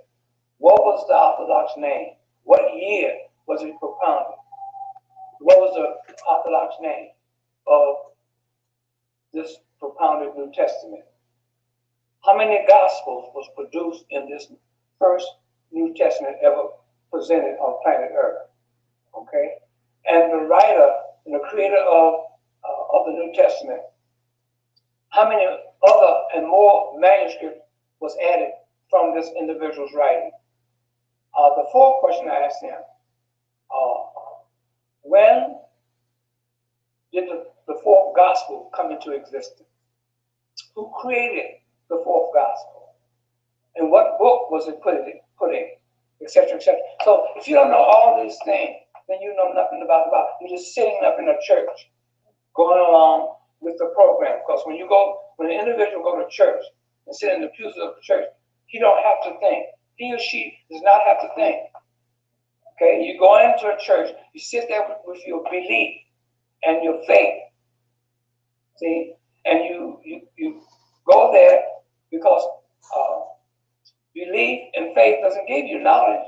Don't give you no knowledge. You're just sitting up there believing. Yes, going on. Yes, Reverend. See, Reverend is in the same position that you're in. See, he's a believer too. He don't know anything about the Bible that he's preaching from. Yeah, that's what I'm talking about when I say the genius of Esau. That's what I mean right here. Because he can't answer these questions. So I just brought forth and said that this is what I asked ministers and people who are going to bring to me about the Bible. Okay? Well, let me begin trying to unravel some of this mystery by throwing out some of the things that people believe, and perhaps you can begin to give some corrections. People believe that the Old Testament was written by Moses, and they believe that there were ancient scrolls and manuscripts which somehow was saved, passed down, and in fact, they believe that some of these scrolls were recently discovered, I think somewhere in Israel, not too long ago. Can we begin by unraveling perhaps the Moses mystery and how the Bible took its shape?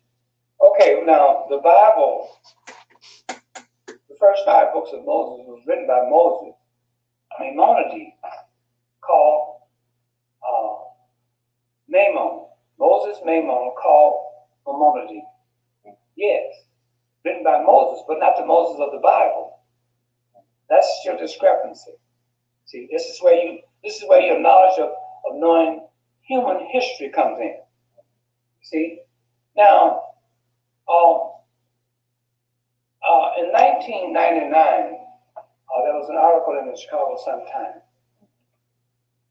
and they were writing up an article about the Oriental Institute on the campus of the University of Chicago. There's a museum there called the Oriental Institute.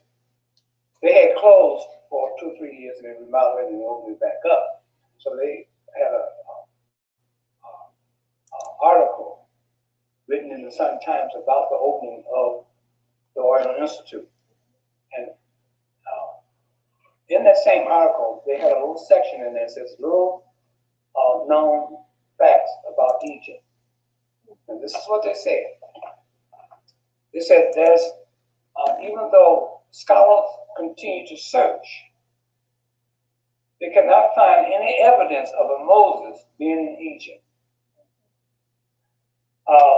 They cannot find any evidence of 10 biblical plagues ever occurred or happened in Egypt. They said that the Exodus did not happen. Very powerful. The Exodus did not happen. Find no evidence of that. And the fourth thing they said that slaves did not build the pyramid. Okay? Now, let's go back.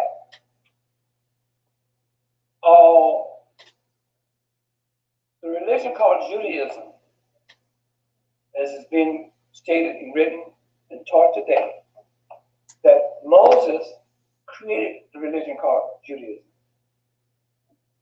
Okay?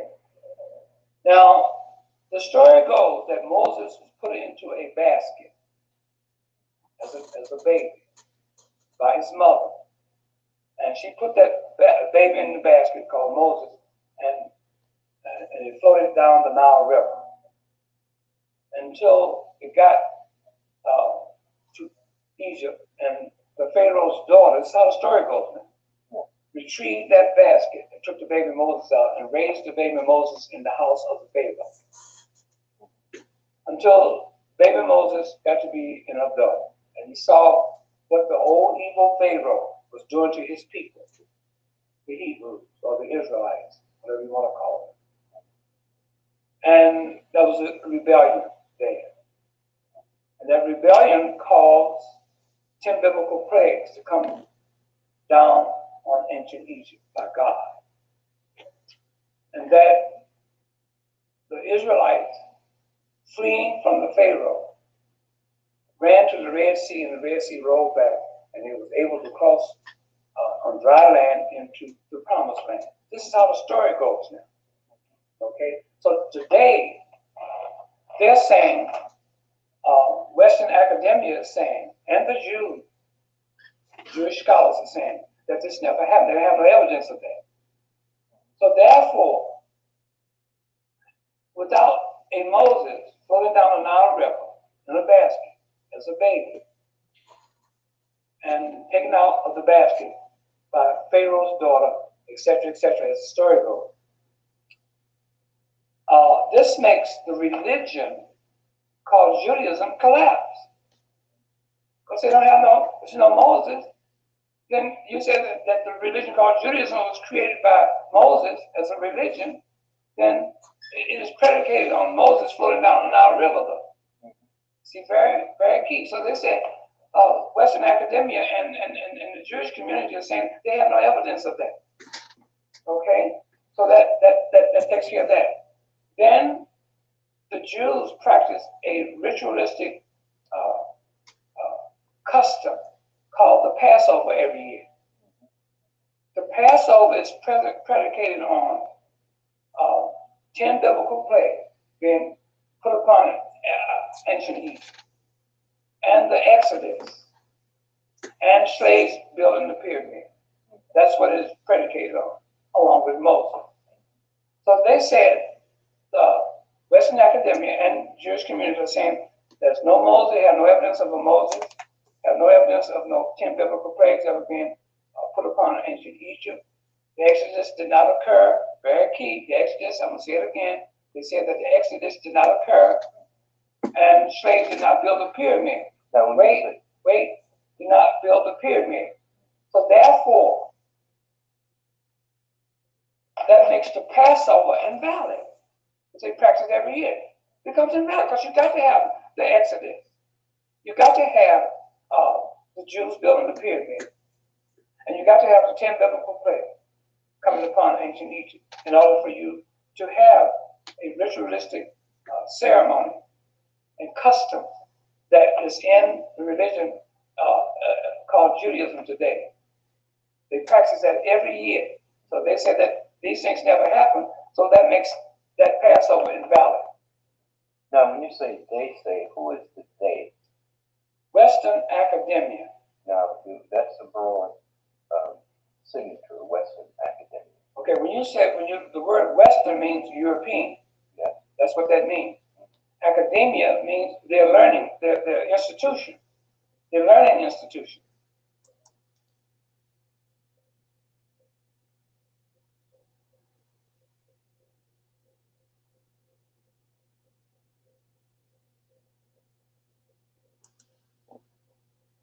From European learning institution, along with, which includes Jewish scholars in those institutions holding down chairs, department. Can you name any of them?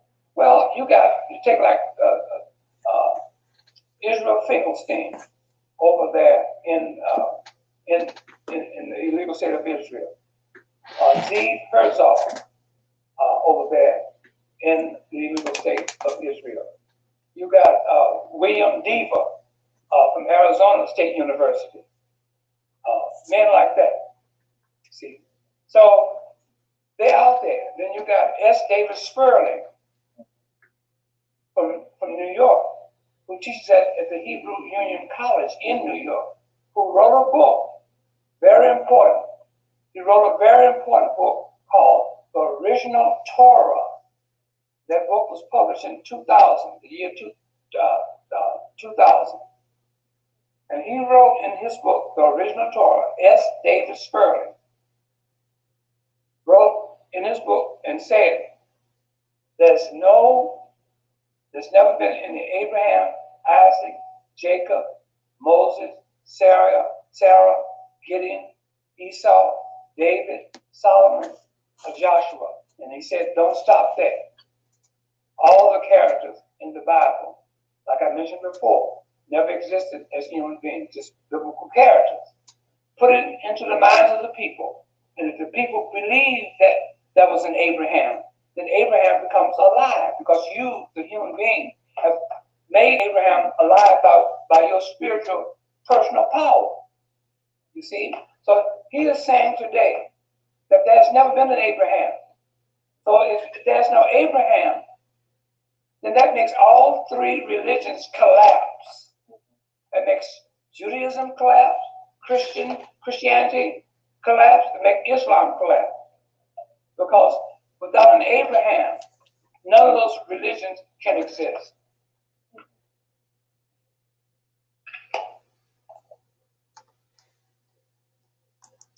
Okay.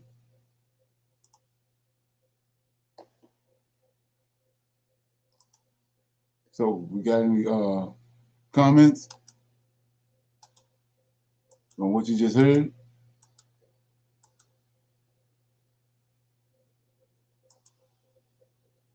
Any comments?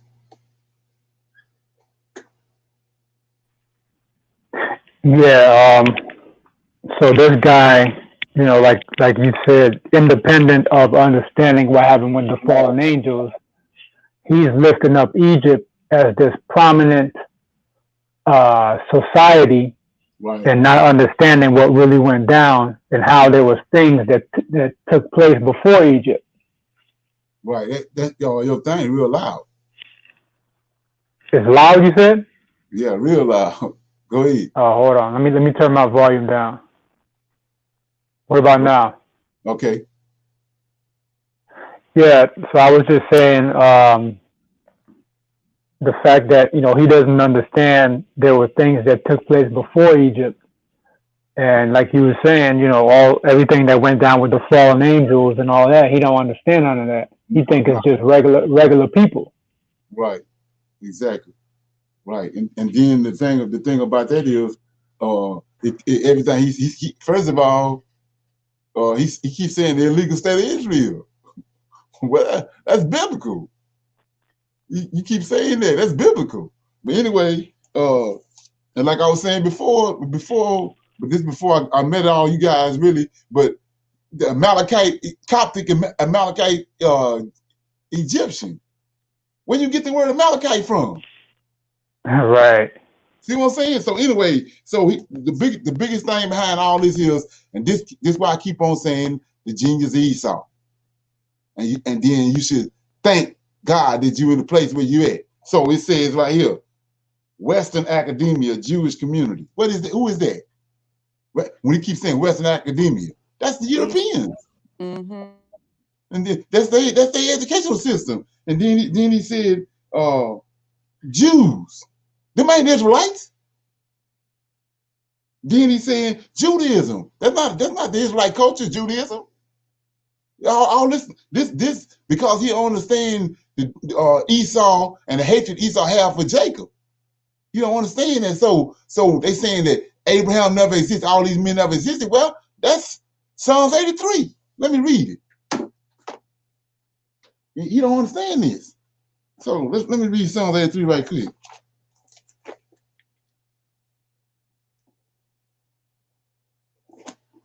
It's right in his face.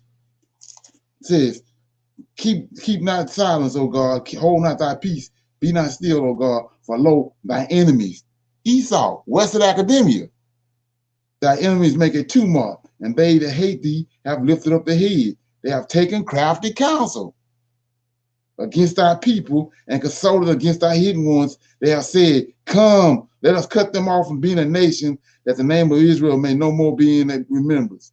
For they have consulted together on one consent. They are confederate against thee. See that? Then 6, the tabernacle of Edom. That go to Jews. These are Jews. They stole the land in 143 BC when the Antioch Epiphanes came. But he don't understand none of this. Everything he said had nothing to do with the Israelites. Judaism is not what the Israelites was dealing with. They had a culture. All this came about, like I said, these Esau intermingled with with the Japhet, which is a foolish nation that he broke down with Satan, the imitator. Everything he bringing up is imitated. It's imitations, not the real deal. And one more thing, I was showing you how I told you that when he tells you Antioch Epiphanes came, he's going to change times, laws, and all that. Well, we see it from his understanding and the education that he got and the information he can gather. We see that everything was changed. And so, like I was saying before, when you understand that who Antioch Epiphanes is, he's the Antichrist, right? Well, let's go to Revelation right quick. That's the reason why I deal with these guys, because like I say, they scholars from Egypt side of the story, which is very helpful. So it says Revelations. I'm gonna put, just from the understanding what we're getting today, we're gonna see how I told you how they take truths and stick them over in a bunch of garbage, but you can take that truth out and put it right where it belongs. So right here, I'm in Revelation chapter 13, and I'm gonna start at verse 11. It says, and I beheld another beast coming up out of the earth, and he had 2 horns like a lamb, and he spake as a dragon, and he exercised all the power of the first beast before him, and he caused the earth and them to dwell on it to worship the first beast whose deadly wound was healed. So what is a beast? It's 4 beasts. Okay. What beast what beast was, you see the womb in the head? and did live. The fourth beast. When Rome fell, I told you when those giants, the Visigoths and the Vandals and this other group of giants came through Hadrian Wall and sacked Rome. And they occupied Rome for almost 2 years, and the whole Roman Empire went in disarray. That's how it ended up being divided into 4 different parts. But Constantine came, and he subdued those other 3 men. That's when they say he subdued 3. He subdued the other 3, and then he brought that 4th beast back to life. But they haven't seen the womb from those giants. He brought it back to life, but then he called it the Holy Roman Empire. So where do this go at? What do I just read in Revelation 13 or 11 through 14? It goes in Daniel. So if the Most High giving you something and it's prophesying, it's a prophecy which is something will happen in the future. We see right here that this happened during the time of Constantine and the time of the beginning of the Roman Empire. So in order for it to be a prophecy, you got to put it before that. So put it where? In Daniel. You don't go nowhere else. You can't put it in Ezekiel. You can't put it in Jeremiah. It goes in Daniel. It's at least 10 books missing out, 10 chapters missing out of Daniel. Okay. Yeah. Anybody else got anything? Shalom, shalom. Okay. So when he talked about, I forget the word that he used, but he talked about, I guess he was talking about how you make a fake person or a fake character. He said, Right. He said you give it a name, you put flesh on it, you attach a story to it. Right. That's not the end of it though. You Right. put that story in a book and you mandate that it be a part of a curriculum. Right. That's all they do to us in seminary. Right, exactly. But seminary, like I said before, you guys, it's 16 crucified saints. Jesus is the 17th one. Right. So you dealing with the end of schools and the school system and all that. They created it a long time ago. We dealing with the end of it. Right. I mean, and I don't want to knock seminary 100%, because even as this guy was speaking, what came to my mind is what you have taught us how to do, and that is take the meat and throw away the bones. Right. And the way we can do that is because we have the foundational truth for who we really are. We know we know that there are 7 angels. We know that there's people that have been trying to imitate the Hebrew Israelites, and they done stole this and stole that. So when we hear something and it don't fit, just like you just did with Revelations, that's why this class today and other classes that you've given, that's why it's so important. Even though the information is diabolical or whatever, it is still valuable. Right. You got to go in and deal with it. Right. And I had a question. Could you remind me of who Zephno is? Zephno, go to Genesis. Genesis 30, I think it's 33, if I'm not mistaken.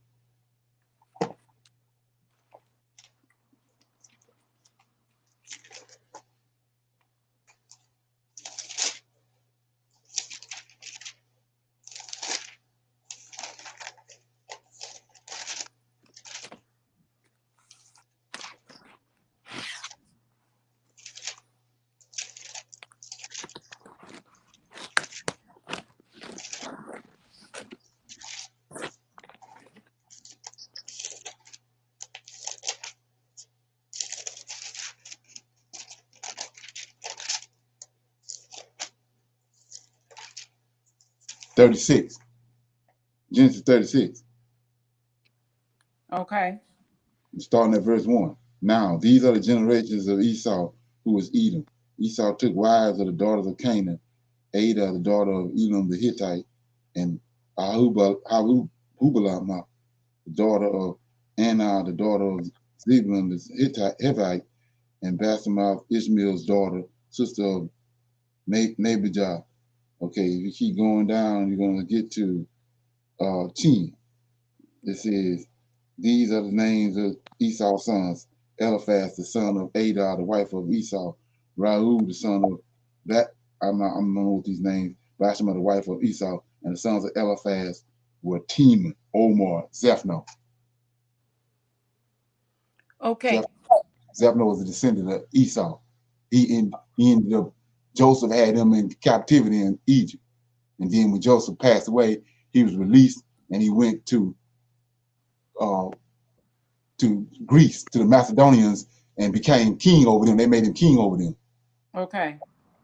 So what you have to understand about that, like I was saying before, there's so much stuff going on, but you have to have the foundation to rightly divide it. These girls is, if you go back up to chapter 2, verse 2, 36 and 2, Esau took wives of the daughters of Canaan. The Canaanite giant, right?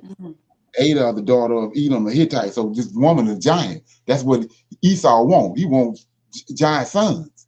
So and the daughter of Edom, Hittite, Adah, the daughter of Anah. So who is Anah? Like I said, I'm gonna let you go Google that. But Anah is a giant. He had 3 sons. When the 12 spies went to spy the land, that's what they saw. They saw the 3 sons of this guy right here. So this girl is the daughter of one of those sons. So she a giant. Okay. So Zephno a giant.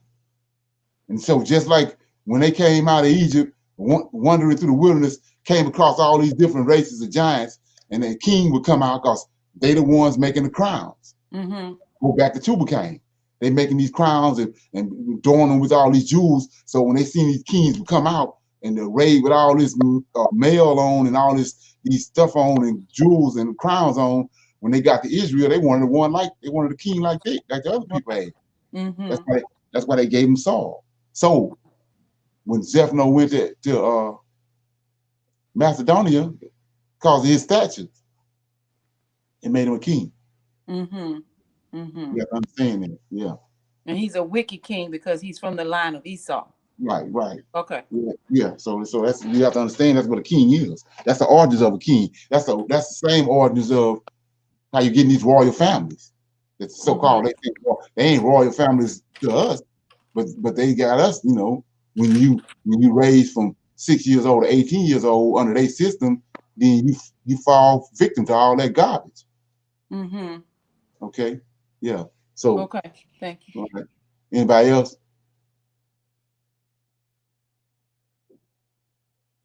Okay. So what I'm gonna do right here, I got a little something to leave you with. Let it ferment.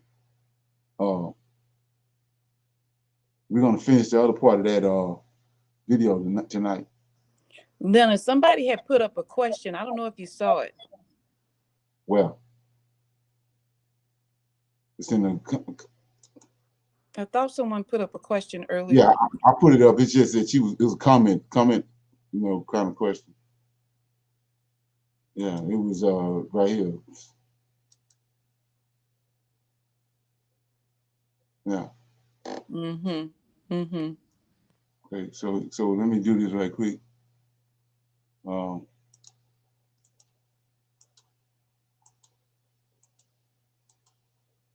Yeah, I had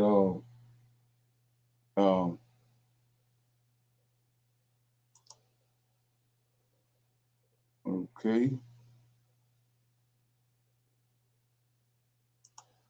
Yeah, I gave you that horn. I gave you the chauffeur earlier.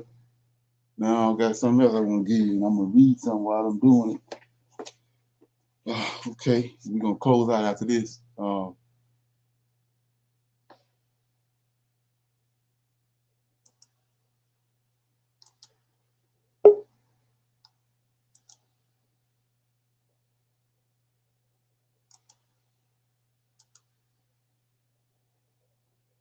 Okay, so I'm reading out of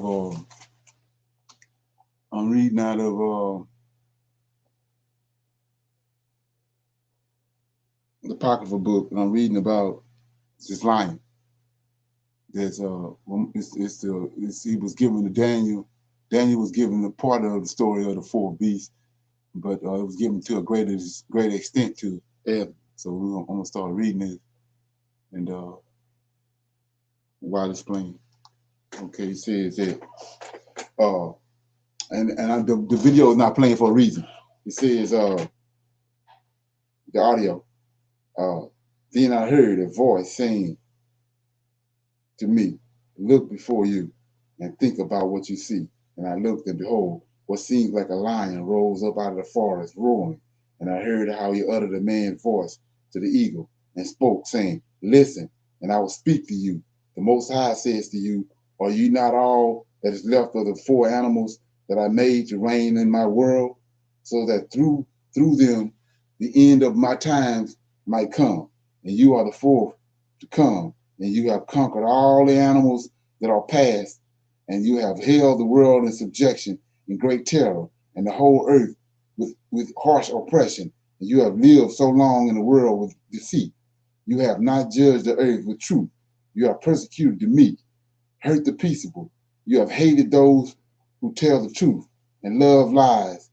And you have destroyed the dwellings of the fruitful, torn down the walls of those who did you torn down the walls of those who did you no harm, and your insolence has reached to the Most High, and your pride, the Mighty One. And the Most High has looked at his times, and behold, they are ended, and his ages are completed. Therefore you will surely disappear, you eagle, and your dreadful wings, and your wicked additional wings, and your malignant heads, and your cruel talents, and your whole worthless body, so that the whole earth may be freed from your violence, and be refreshed and relieved, and hope for the justice and the mercy of him who made her. Okay, and it came to pass while the lion was saying these words to the eagle, that I looked, and behold, the heads had been left disappeared, and the two wings which had gone over it had lifted themselves up to reign, and their reign was short and full of uproar. And I looked, and behold, they also disappeared, and the whole body of the eagle was burned, and the earth was panic-stricken. Okay, and then it says, this is the meaning of the vision that you have seen. As for the eagle that you saw rising from the sea, it is the fourth kingdom that appeared in the vision of your brother Daniel, but it was not explained to him as I now explain it to you, or have explained it. Behold, the days are coming when a kingdom will arise on the earth, and it will be more terrible than all the kingdoms that were before it. Moreover, 12 kings will reign over it, one after another. But the second, who is the reign, will rule longer than the 12. This is the meaning of the 12 wings you saw. And as for your hearing the voice that spoke, that came not from his head, but from the middle of his body, this is the meaning. In the midst of times of the kingdom, no small struggles will arise, and it will be in danger of falling, but it will not fall then, but will regain its former glory. And as for your seeing 8 additional wings springing from his wings, this is the meaning. For 8 kings will arise in it, whose time will be short, and whose years will be fleeting. And two of them will fall when the middle of his time draws near, but 4 will be preserved for the time when the time is at the end begins to approach. But 2 will be kept until the end. And as for your seeing 3 heads resting, this is the meaning. In the last days, the Most High will raise up 3 kings, and they will renew many things in it, and will distress the earth and those who live in it with greater oppression than all who were before it. This is why they are called the eagle's heads, for it is they that will bring his wickedness to a head, and that will bring him to his end. And as for you seeing the greater heads disappear, one of them will die in his bed, but in torment. But as for the 2 who were left, the sword will devour them. For the sword of one of them will devour one who was with him, but he will fall by the sword in the last days. And as for you seeing 2 additional wings crossing over to the head of the right side, this is the meaning. It is these that the Most High has kept for the eagle's end, for their reign was short and full of disturbance, as you saw. And as for the lion that you saw roaring up out of the forest and speaking to the eagle and rebuking him for his wickedness, and as for his words that I have heard, He is the anointed one whom the Most High has kept until the end of days, who will spring forth from the prosperity of David and come and talk with them. He will charge them with their ungodliness and rebuke them for their wickedness and reproach them to their faces with their transgressions. For first he will set them alive before his judgment seat, and when he has rebuked them, he will destroy them. But my people who remain, he will mercifully set free, who remain in my borders, and he will make them glad until the end comes, the day of judgment of which I told you at the beginning. This is the dream that you have that had the meaning. Okay?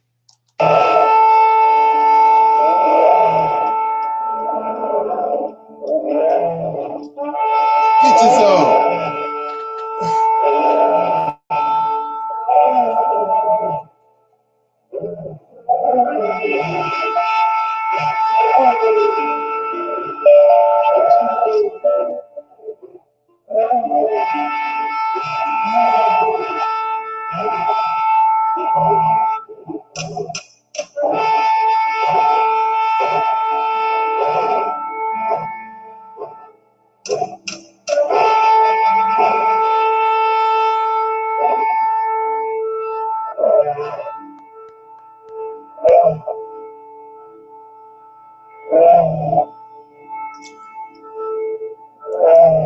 Yeah. So it's hammer time, Israel. I thought I'd do that little, give you a little bit of that. Yeah. So with that being said, if nobody don't have no comments, we're gonna I'm gonna see y'all this evening. Any comments? Awesome class. Okay. Great, fantastic. Awesome, awesome. Okay, yeah. So we're gonna I'm gonna see y'all this evening. I think we got like 45 more minutes, and then it's 30 minutes for part 2. So we have time to do it this evening, or we'll do the other part Monday. Okay. So I'm gonna say shalom, shalom. Shalom. Somebody got Shalom. Shalom, everyone. Shalom, family. Okay, somebody got something? Okay. Let me turn it off.